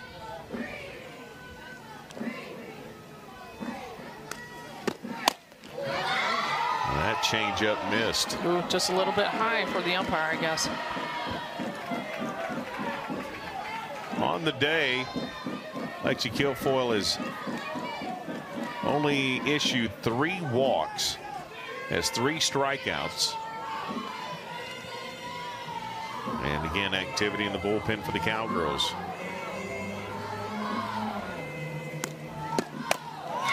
And there's ball 4. So Lee is 0 for 2 with a walk, but she loads them for the Sooners with nobody out in the top of the 5th. Kelly Maxwell is working for the Cowgirls in the bullpen, but she will not enter the ball game as of yet. I know there's a lot of conversation going on between Kenny Gajewski and John Barfeld right now as to how to handle this situation. Pitching to Jocelyn Erickson, the first baseman, and there's a big cut and a strike for strike one. Looking at her numbers, 1 for 2 on the day. Batting .384.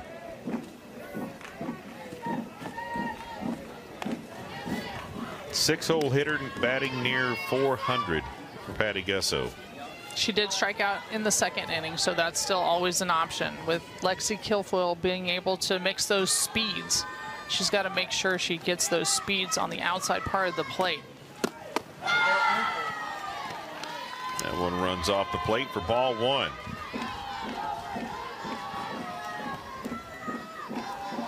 When you're a runner on and you've got no outs, you have to look at that ball angle too, because if that ball's struck quite well and it's a line drive, you have to be willing to put the brakes on and go back to your bag.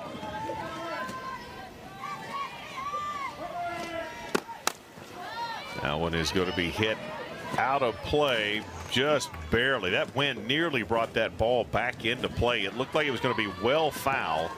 Ends up about 1.5 foot outside that line. Yeah, with this wind, you just can't give up on any fly ball. No, great job by both Wark and by Carwile to come in and try to make something happen there. So the count 1-2. You know, Patty Gasso's challenge to her team was play like this is a championship weekend, and so far they have. Cowgirls have played well too. Just the Sooners' bats have been a little more than the Cowgirls have been able to handle. There's a big swing and a miss. That's a big strikeout there as Kilfoyle comes right at Lee, or excuse me, at Erickson, and that's her second strikeout against Lee today. That ball up and out. Erickson chasing it. One gone, bases loaded. Well, and that's a luxury of having Lexi Kilfoyle's, knowing she's got that hard drop ball, but she can also bring it up in the zone. That gives the hitters a different view. We've got a pinch hitter, we do, and that is Sophia Nugent out of Seal Beach, California. Just a sophomore, batting .286, has played this weekend. First opportunity today. 0 for 2 looking for her first hit, and this would be at a big opportunity. Well, this is a great time of the year to bring in some of those players that are sub 300 hitters and see what they can do with bases loaded. Yeah, Boone walked and had a fielder's choice. But coach going to the well here to Nugent. And takes ball one.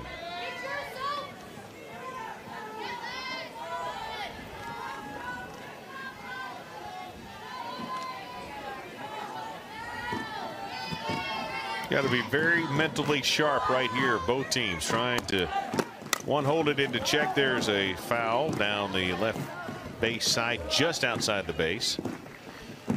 If you're Oklahoma State, you got to stay very focused right here and make the right play, guaranteeing you get an out and field it cleanly. Potentially turn two, get out of this thing. And for Oklahoma, again, they have left 6 on. They've got 3 more on, and the last thing they want to do is leave these 3 stranded. Exactly.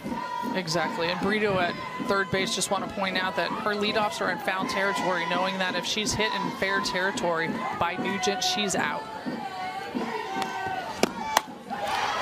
Way behind that one is Kilfoyle, reared back and blew that by her. Drop ball pitcher going up in the zone. Great call by John Barfeld in the dugout.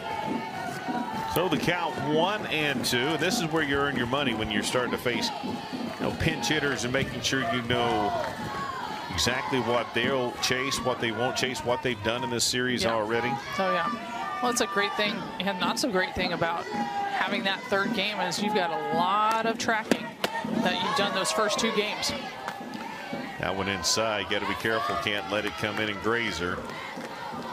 That would bring in another run the easy way and reset that count with only 1 out.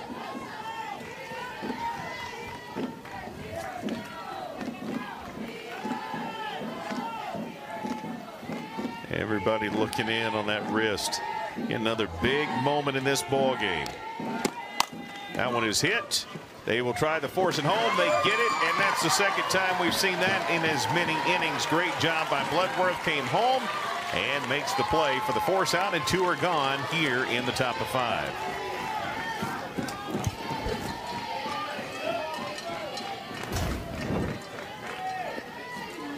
Bloodworth getting that ground ball going home again. Tuck stays on her feet this time. Alyssa Brito does not slide into her. So a fielder's choice for Nugent. The out at home just got Nugent to roll over it and hit it to sharply enough to Bloodworth to come right back home for out number 2. That one is hit. It's a flare, and it's trouble. And it will score 2 for the Sooners. Just a little bloop single into left field, got dumped right over the top of Kylie Naomi in front of Talon Edwards, and there's a 2-run shot for the Sooners. Well, sometimes all you need to do is pop it in between infield and outfield.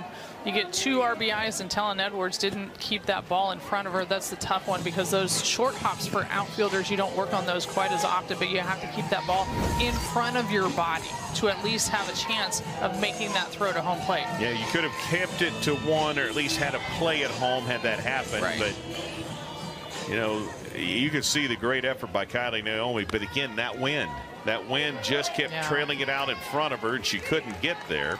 And they will call it a double for Torres, and it's a 2-run double. It's 4-0 Sooners.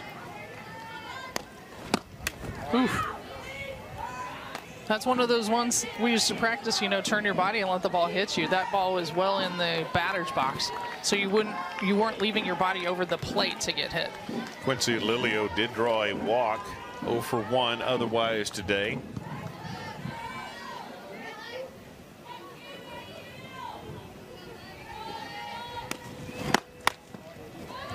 Kilfoyle going inside yet again.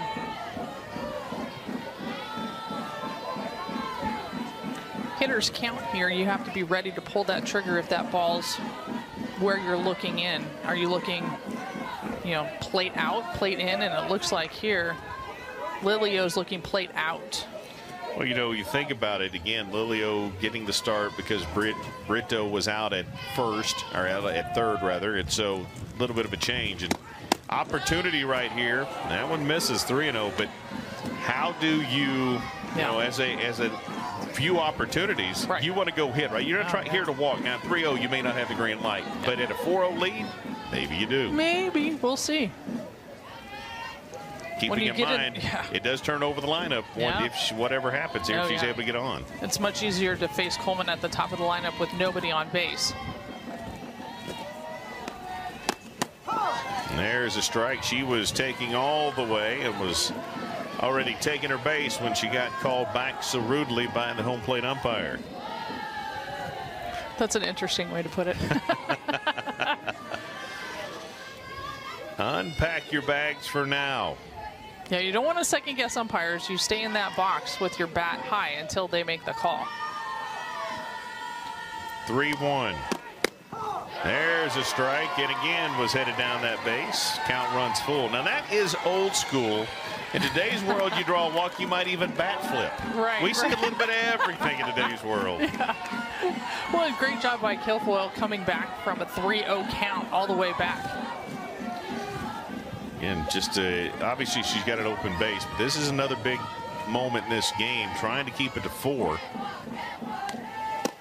And she does with a strikeout way out front. One weakness and exploit it. Right, there's not really a weakness. I don't know what you exploit when it comes to the Sooners. I mean, the only thing you can do with the hitting is you definitely have to have a good mix of pitches. You have to keep the ball in the yard, and you have to play solid defense. But then on the other hand, you could do all that right, and if you don't have the offensive production, you're not going to catch up. I mean, last night's game was a prime example of that, as the Cowgirls had a 2-0 lead going into the top of the 7th, and check swing by Talon Edwards hits off her bat for a strike. Talon Edwards, 318 on the season, 3 home runs, reached on a fielder's choice. And Lilio is now the designated player. Torres goes to right field. Boone goes to left field for Nugent, and Brito is now in third. So some defensive changes for Oklahoma in their lineup. Yeah, Burrito, she's one tough cookie. I kind of ran into her in the bathrooms before the game, and she was not looking good, did not feel well. Feeling better now, right? Yeah, feeling better now. I think that's one thing that needs to change with the new stadium. Hey, why don't we give the visitors their own bathroom so they don't have to go with the fans and the play-by-play slash whatever I do, right, up here? Good idea. I think everybody's in favor of that as the head coach of the Oklahoma State Cowboy basketball team just walks down below. Mike Boynton in attendance, as many Cowgirl fans are. And Edwards behind 0-2. Left fielder made a terrific catch early in the ball game, trying to help her team out, but she pops that one up to Storako, and Storako, who's 15-0 on the season, helped her own cause with the put out there.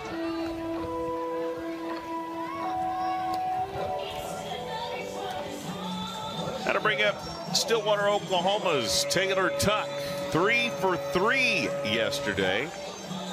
Batted in 2 RBIs, and that was the Cowgirls' lead going into the top of the 7th. And obviously the Cowgirls just could not maintain that lead as they lost it 4-2. You know, we talked about with the hitters for Baylor. No, was that Baylor that was doing the pulling the ball?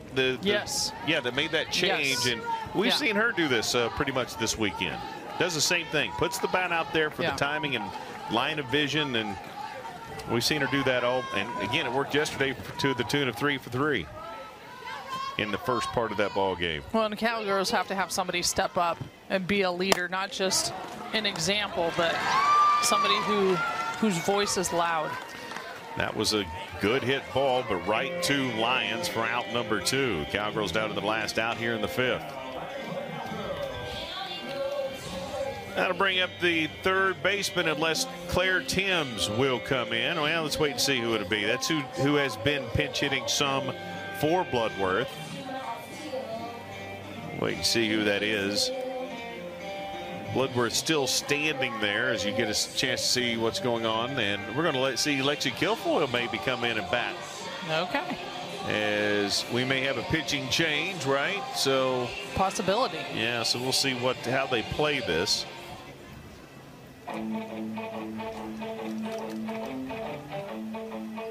And it will be Lexi Kilfoyle coming in for the Cowgirls.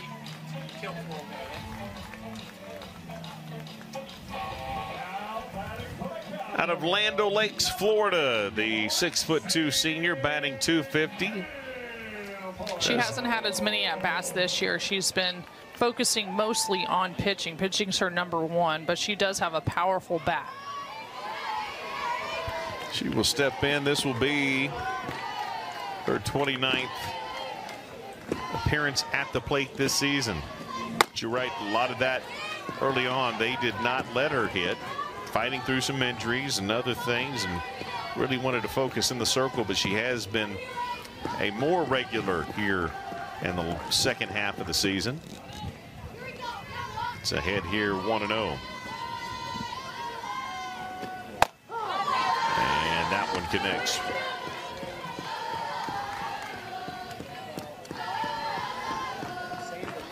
Interesting seeing a pitcher hit for herself. Certainly makes you think of the fantastic Samantha Schau. She was in town along with the great Michelle Smith, and Chelsea Alexander signing autographs in the Grove for the Cowgirls this year.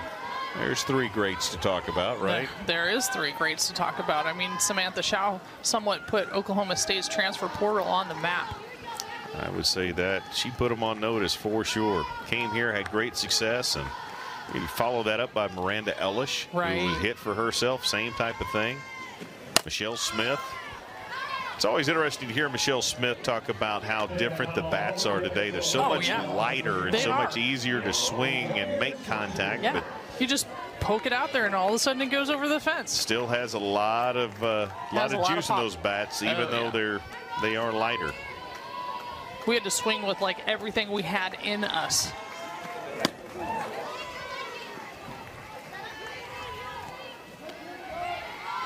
Count full to Kilfoyle.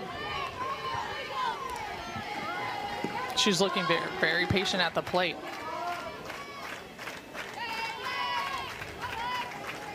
Cowgirl fans getting into it, clapping.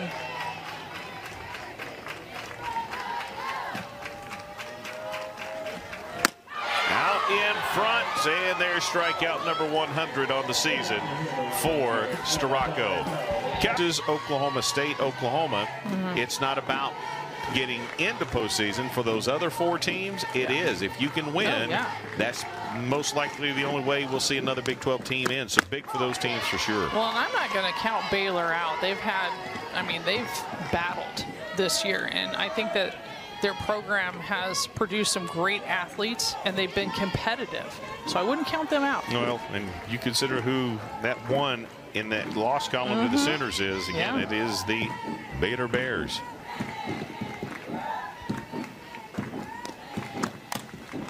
Coleman struck out, single, fielder's choice so far today, 1 for 3, and behind here 0-2.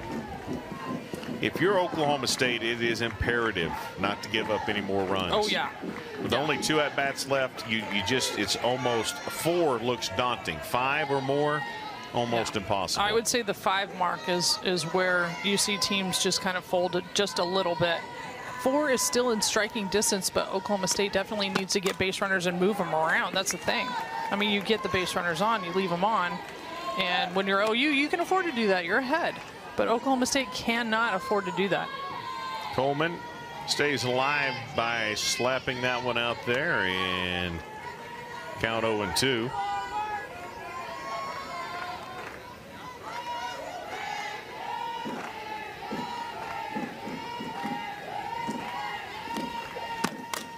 That one, she is trying to place that ball down the left field line. That one drifts foul on her. Well, and more often than not, she's going to put that ball to left field. She likes to have that inside-out swing to place that ball. So when you know somebody wants to do that, is it time to come back inside? Hey, maybe. We're up in the zone. Especially here ahead 0-2. Right, when you're in a pitcher's count as a batter, you have to react, and you're in the driver's seat when you're a pitcher, and you say, okay, I'm going to bring you my best and see what you can do with it. Ran that one off the plate outside, 1-2. And that's a smart call. Coleman has been swinging at that outside pitch, run it just a little bit farther outside. Coleman doesn't chase.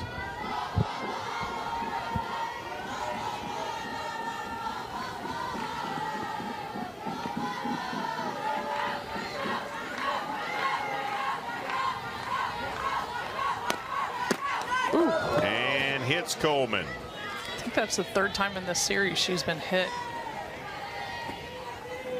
Trots down to first, and another base runner in another inning. Sooners have stranded 8.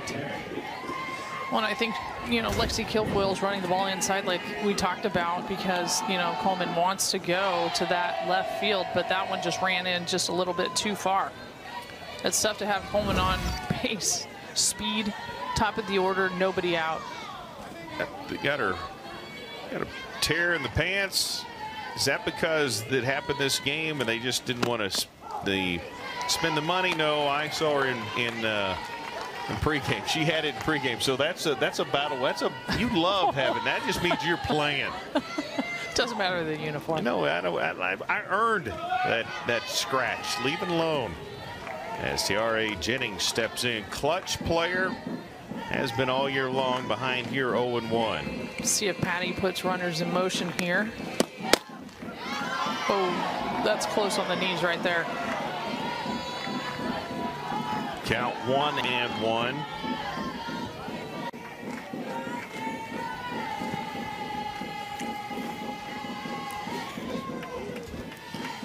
So Oklahoma going for a sweep of the Sooners. Meanwhile, in a big update, you just talked about those Baylor Bears, and I agree, they're obviously pretty good. As that one's ripped back up the middle, that's going to be a single.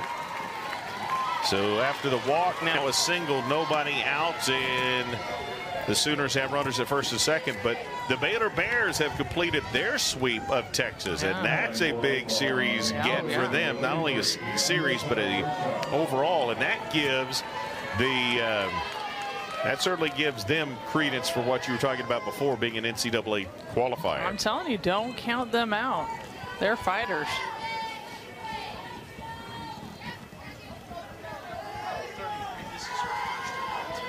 So Brito, who is back in, is back in, and we saw this in the bottom. That's Tuck has the ball at her feet. The runners will run, and now OU has runners at second and third.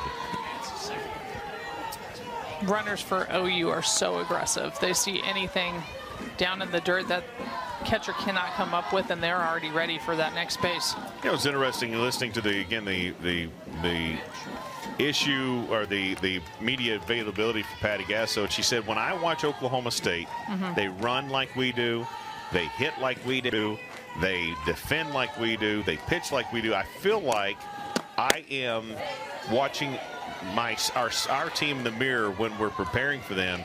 And she said, so that's how I set up practice, as if we were playing ourselves.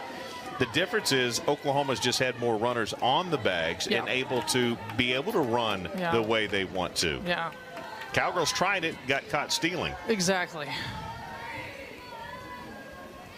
I mean, when you have the luxury of having the top of the order on base with those wheels, you can do a lot more. 2-1.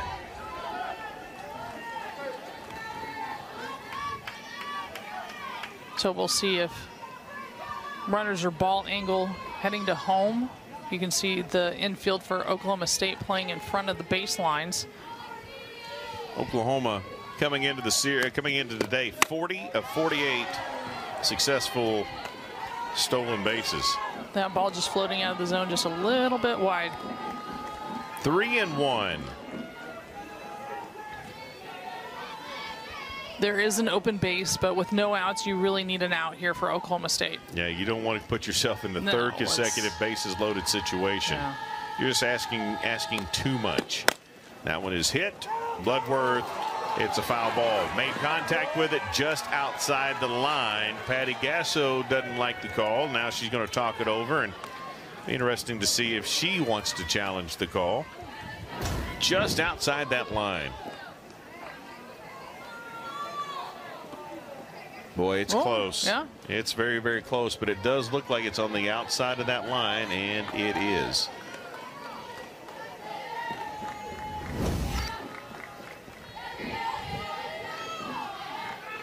So we go to a 3-2 count here.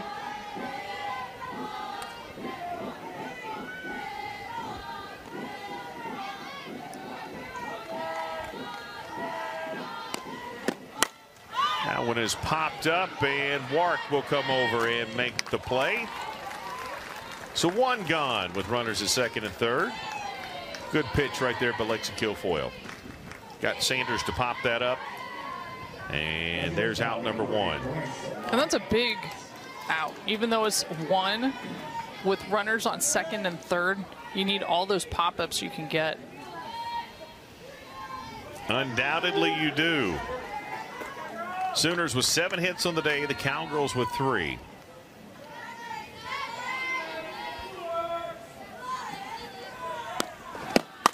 Lyons spins that one into right field. Carwile's going to get underneath it. Coming in, her momentum. She'll make the throw, and she missed. Oh, I thought she missed the plate. I really thought when she swiped through, she missed. But either way, they will call that a sac fly and an RBI. Well, and Cartwile in the outfield, she does exactly what she needs to do. You want to be coming in on that ball to have momentum to throw to home plate. Only thing is, too many hops. Hops right there to Wark, and she touched home plate with that left. Well, she just came across the back edge of it there with that foot. And initially, it looked to me like she had missed it. She's just that good at sliding. I guess she is, as she was able to get that foot down, and that's 5 on the board for the Sooners. So the sac fly RBI for Grace Lyons brings up Haley Lee. And Haley Lee, the catcher, again, part of one of the most dramatic plays we've seen today, hit one over the outfield wall in center, only to have it snagged and brought back in by Cheyenne Factor. And the count 1-1.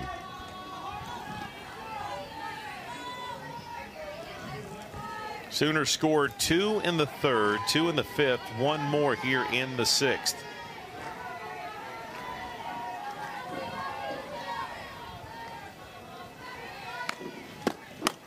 That one is popped up, and Kilfoyle going to give way to Warwick. Warwick will make the catch, and there is the third out of the inning.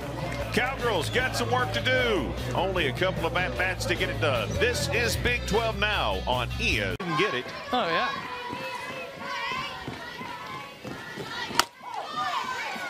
I was watching a high school game the other day, saw a kid hit 3 home runs in one game. That game suspended, back on, and somebody just told me it's 8-7 for those keeping up. Pioneering minds want to know. The son of Mike Gundy hit 3 home runs in said game. 3 home runs in one game that is a kid that is locked in. I don't care what sport, what level, that is locked in. I don't put quite as much credence when it's a high school ball game, even though you do have to have, I mean, you have to have some talent, but it's not travel ball. It's not college ball. It does say it's good. It's still high school ball. Okay, you need to go watch. You need to go watch some high-level 6A baseball in the state. It's softball for the same. It takes too long. I'd rather watch softball. Okay, so 3 home runs in softball is just as high school doesn't deserve any credit. Now there's a rip into left field by Cheyenne Factor to help the Cowgirls out. Yeah, not quite as noteworthy as if you're playing for OU and you've got 3 home runs. It's high school ball. That's true, but I haven't seen anybody hit 3 home runs in the game today. I'm just saying 3 home runs in one game, I don't care what it is. Pretty impressive. Oh, sure. Okay. Did you hit 3 home runs in one game? Okay, there you go. I was a slapper. Moving on. That's right. I was a slapper. I know you were. Come on, you. I know. It's high school One ball. out. I think it's the difference between being from Oklahoma, Casey, and being from California. California, you hit 3 home runs. Gonna go play travel ball. That one is hit, and that one is going to be caught by, dropped rather, by Brito, and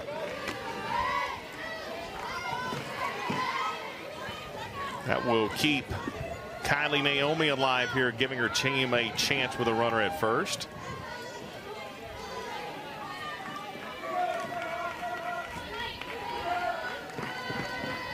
Drew a walk, lined out so far today.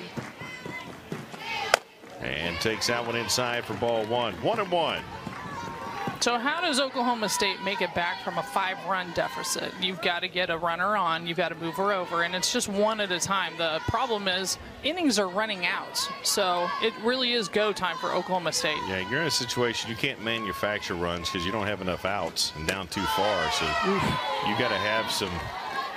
You got to have some big hits and keep it going and create a rally.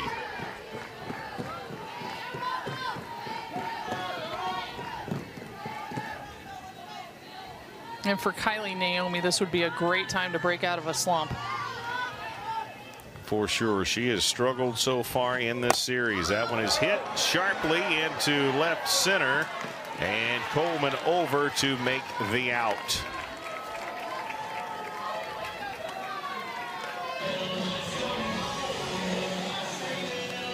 So 2 gone here in the bottom of the 6th.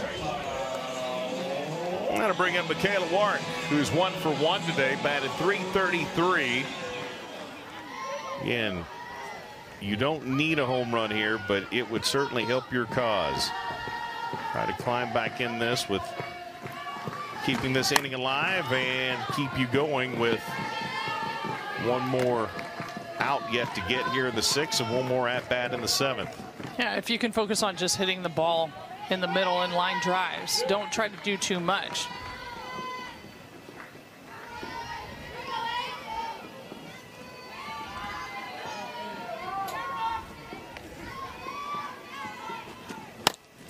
That inside out swing, it is foul on top of the Sooner dugout, and it'll stay there. Jammed her up just a little bit. The camera angle over there, we got a guy who's there it is. Yeah, that's right in front of our cameraman. I saw him spin to get that shot. That's a great effort right there.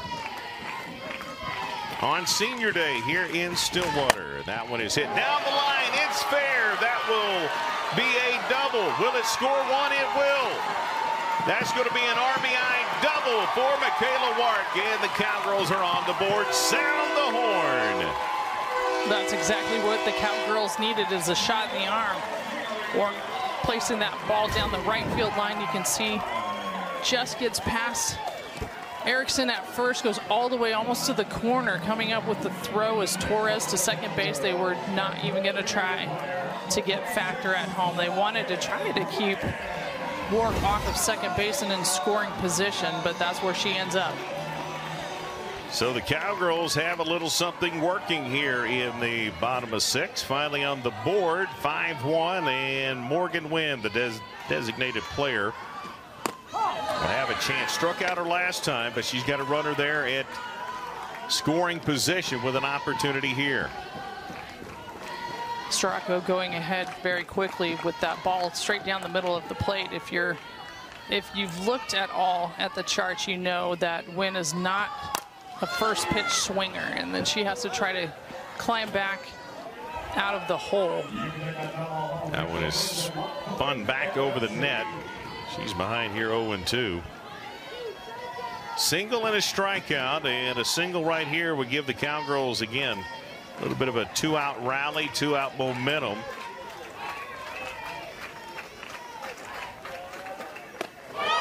And the more you can get to the plate here, to peel it, she did not go. The more you get to the plate here gives you a better chance to getting back to the top of the order in the 7th.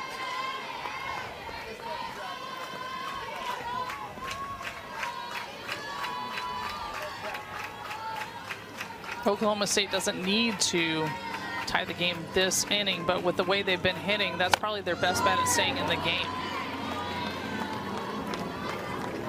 There's a ball 2.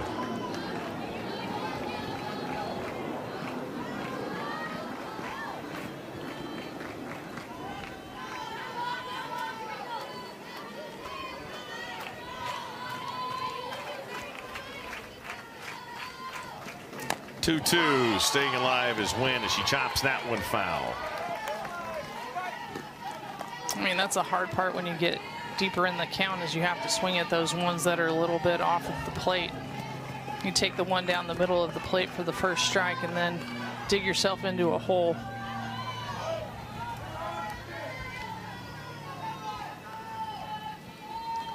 Two for Wynn. This is where she needs to be, though. She's getting hot in this Oklahoma State lineup. Man, that one hits the outside corner, though. There's a strikeout, and that'll end the rally. The Cowgirls do get one across, though, and it's a 5-1 score here in Stillwater. And we've got pinch hitter we'll get for you here in just a second, as there's the first pitch, and that pitch to Grace Greens out of Oakdale, California. She hasn't been in the lineup too much, but this is a great time to go ahead and put her in, see what she can do. Red shirt senior.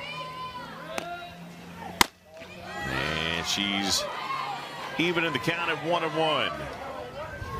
Her stride foot is striding towards third base. So I'm wondering if she's looking middle of the plate in on Kyra Aycock. Batting 190 on the season.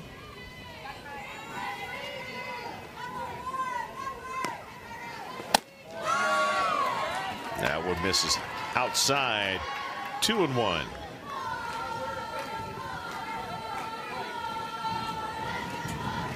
Aycock was brilliant through 6 1/3 yesterday.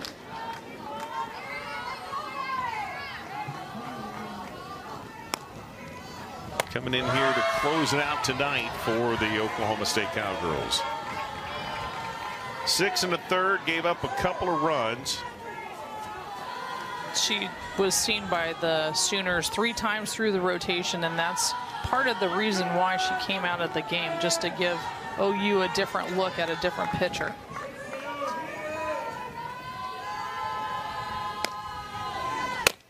And misses on that one. There's a ball 4 walk for Green.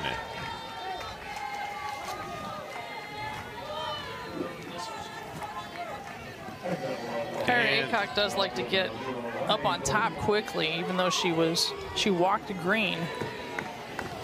So Riley Boone, the left fielder, back in. They pinch hit for her in the 5th, but she re-entered the game and will come back in to hit for herself. 0 for 1 today with a walk. Fielder's choice batted .372. And takes ball 1.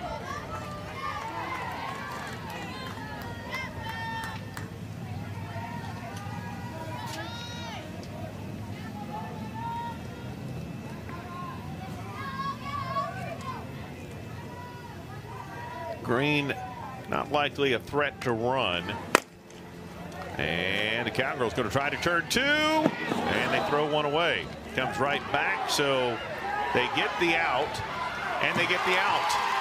How about that? So getting down the line was Boone. She overran the bag, came back, and the Cowgirls tagged her out. So that's a very unusual double play, but it worked. Becker fields it cleanly, flips it over to Naomi at second base. Naomi overthrows it, and you can see Boone made an attempt to go to second base. That's why she was able to be tagged out. So a double play. And the Cowgirls. Good heads-up play by Wark right there. If she hadn't seen Riley Boone go ahead and take a step towards second base, she probably would have just let her go back to first base safely.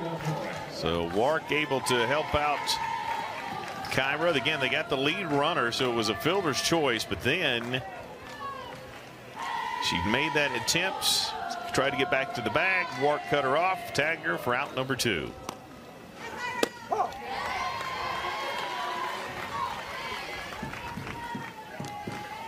That brings up the third baseman,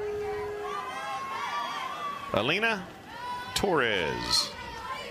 2 RBIs today on the, as she's at bat. Nobody on base though for her this time. 2 RBI double. That was chopped over the head of the pitcher, but Kylie Naomi is there in time. Great defensive effort for the Cowgirls. 2 runs in the 3rd, 5th. Lions 2 for 3 with those 3 RBIs, and again, a lot of just positive things, little things by Oklahoma that has given them a 5-1 lead. Yeah, Oklahoma State has been able to keep the ball in the yard. There hasn't been anything over the fence other than what Cheyenne Factor was able to pull back. They want to retrieve that one by Haley, the catcher, but again, a great effort by Cheyenne Factor. The Cowgirls have a leadoff single to give themselves hope in the bottom of the 7th. Caitlin Carwell aggressive on that pitch over the plate, able to get it through the infield all the way to center field. She does have some speed, so we'll keep an eye on that. Avery Hodge, a freshman in right field for Oklahoma, so they made a change with Lilio getting the start. And the Cowgirls are going to go with a pinch hitter as well. They're going to bring in the freshman Katie Lott. She's 1 for 1 in the series, and she takes ball 1.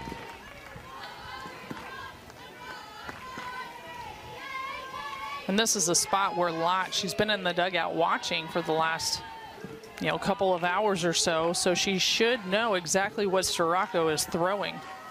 It's important to be able to come off of the bench ready to go. And she's got a good eye so far. She's ahead 2-0 here. Hitters count, look for something good to drive.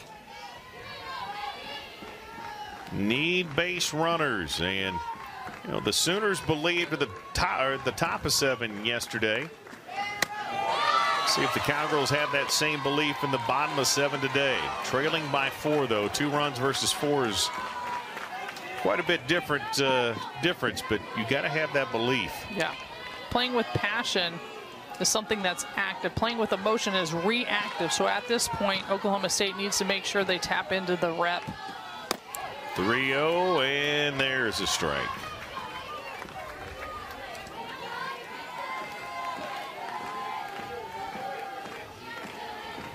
Cowgirl way, rep, relentless, excellence, passionate. That is defined this year, and There's one that's hit to the right fielder. The newly entered right fielder makes the play, tries to throw it back, and that was way closer than anybody would have wanted. Hodge, great job of catching it and then throwing back to first. Again, a freshman with a really good arm. She's got a gun. I mean, you don't play at OU for nothing. But great stroke by Lott. I mean, a hard line drive. That's all you can really ask for.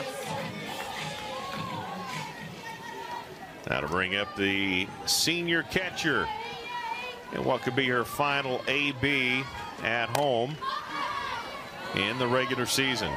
Stillwater, Oklahoma product. Taylor Tuck, check swing, 0 for 2 today with the pop out and the line out. She went off yesterday, and they need her to come up big in the bottom of the 7th here. And just need base runners. Give yourself a chance in this one.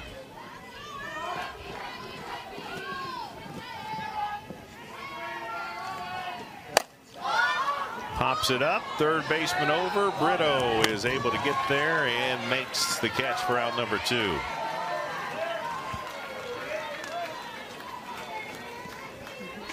I think Coach Gajewski is going to go to his lineup here. Yeah, I'm going to bring in Claire Tim, and she is a young lady that has a lot of pop in her bat out of Buena Park, California. 5'11" player batting .259, has had a chance in this series, 0 for 2, but get a chance to get a final taste of Bedlam here and try to keep this alive for Oklahoma State. Well, it's a great time to prepare those that haven't seen OU's pitcher. They're going to probably see him again at Big 12s and possibly at the World Series. A lot of people thought these two teams were headed on a collision course down there, and still certainly a possibility. Lions underneath it, and there you go. That is the ball game, and the Sooners will get the sweep on Senior Day over the Oklahoma State Cowgirls 5-1. Again, just two more bats for Oklahoma. Yeah, Oklahoma.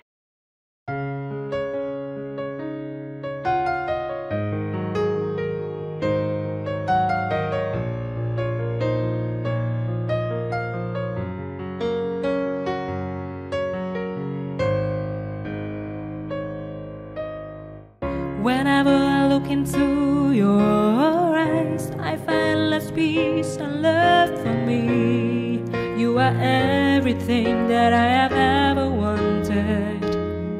I want to spend every second of my life with you.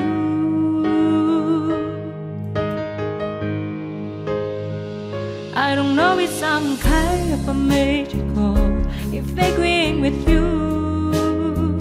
So the joy effect that I have turned us away. So did the effect on your smile on me in my life.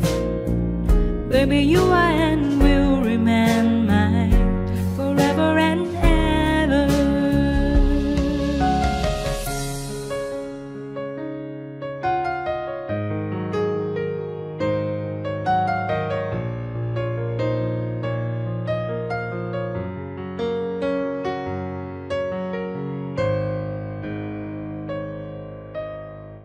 Whenever I look into your eyes, I find less peace and love for me. You are everything that I have ever wanted. I want to spend every second of my life with you.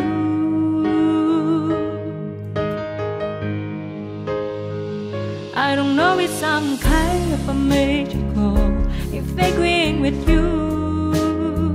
So the joy effect that I have turned us away. So did the effect on your smile on me in my life. Baby, you are and will remain mine forever and ever. I don't know if some kind of a magical if agreeing with you. So the joy effect that I have turned us away. So did the effect on your smile on me in my life. Baby, you are and will remain mine forever and ever.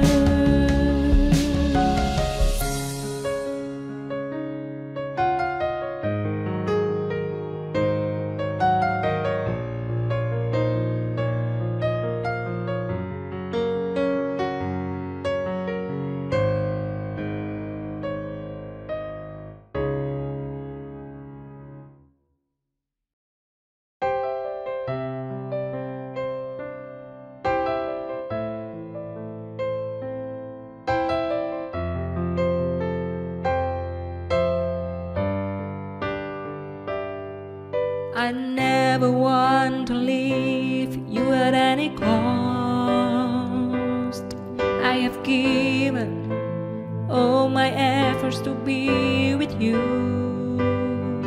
I pray that you stay by my side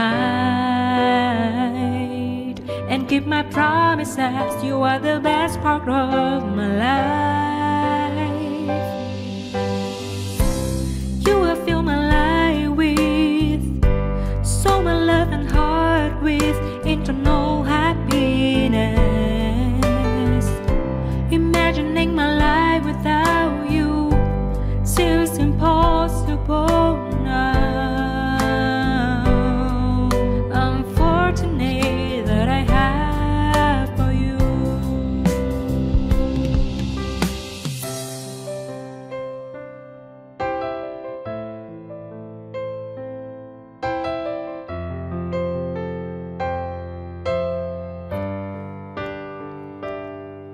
I never want to leave you at any cost. I have given all my efforts to be with you. I pray that you stay by my side and keep my promises. You are the best part of my life.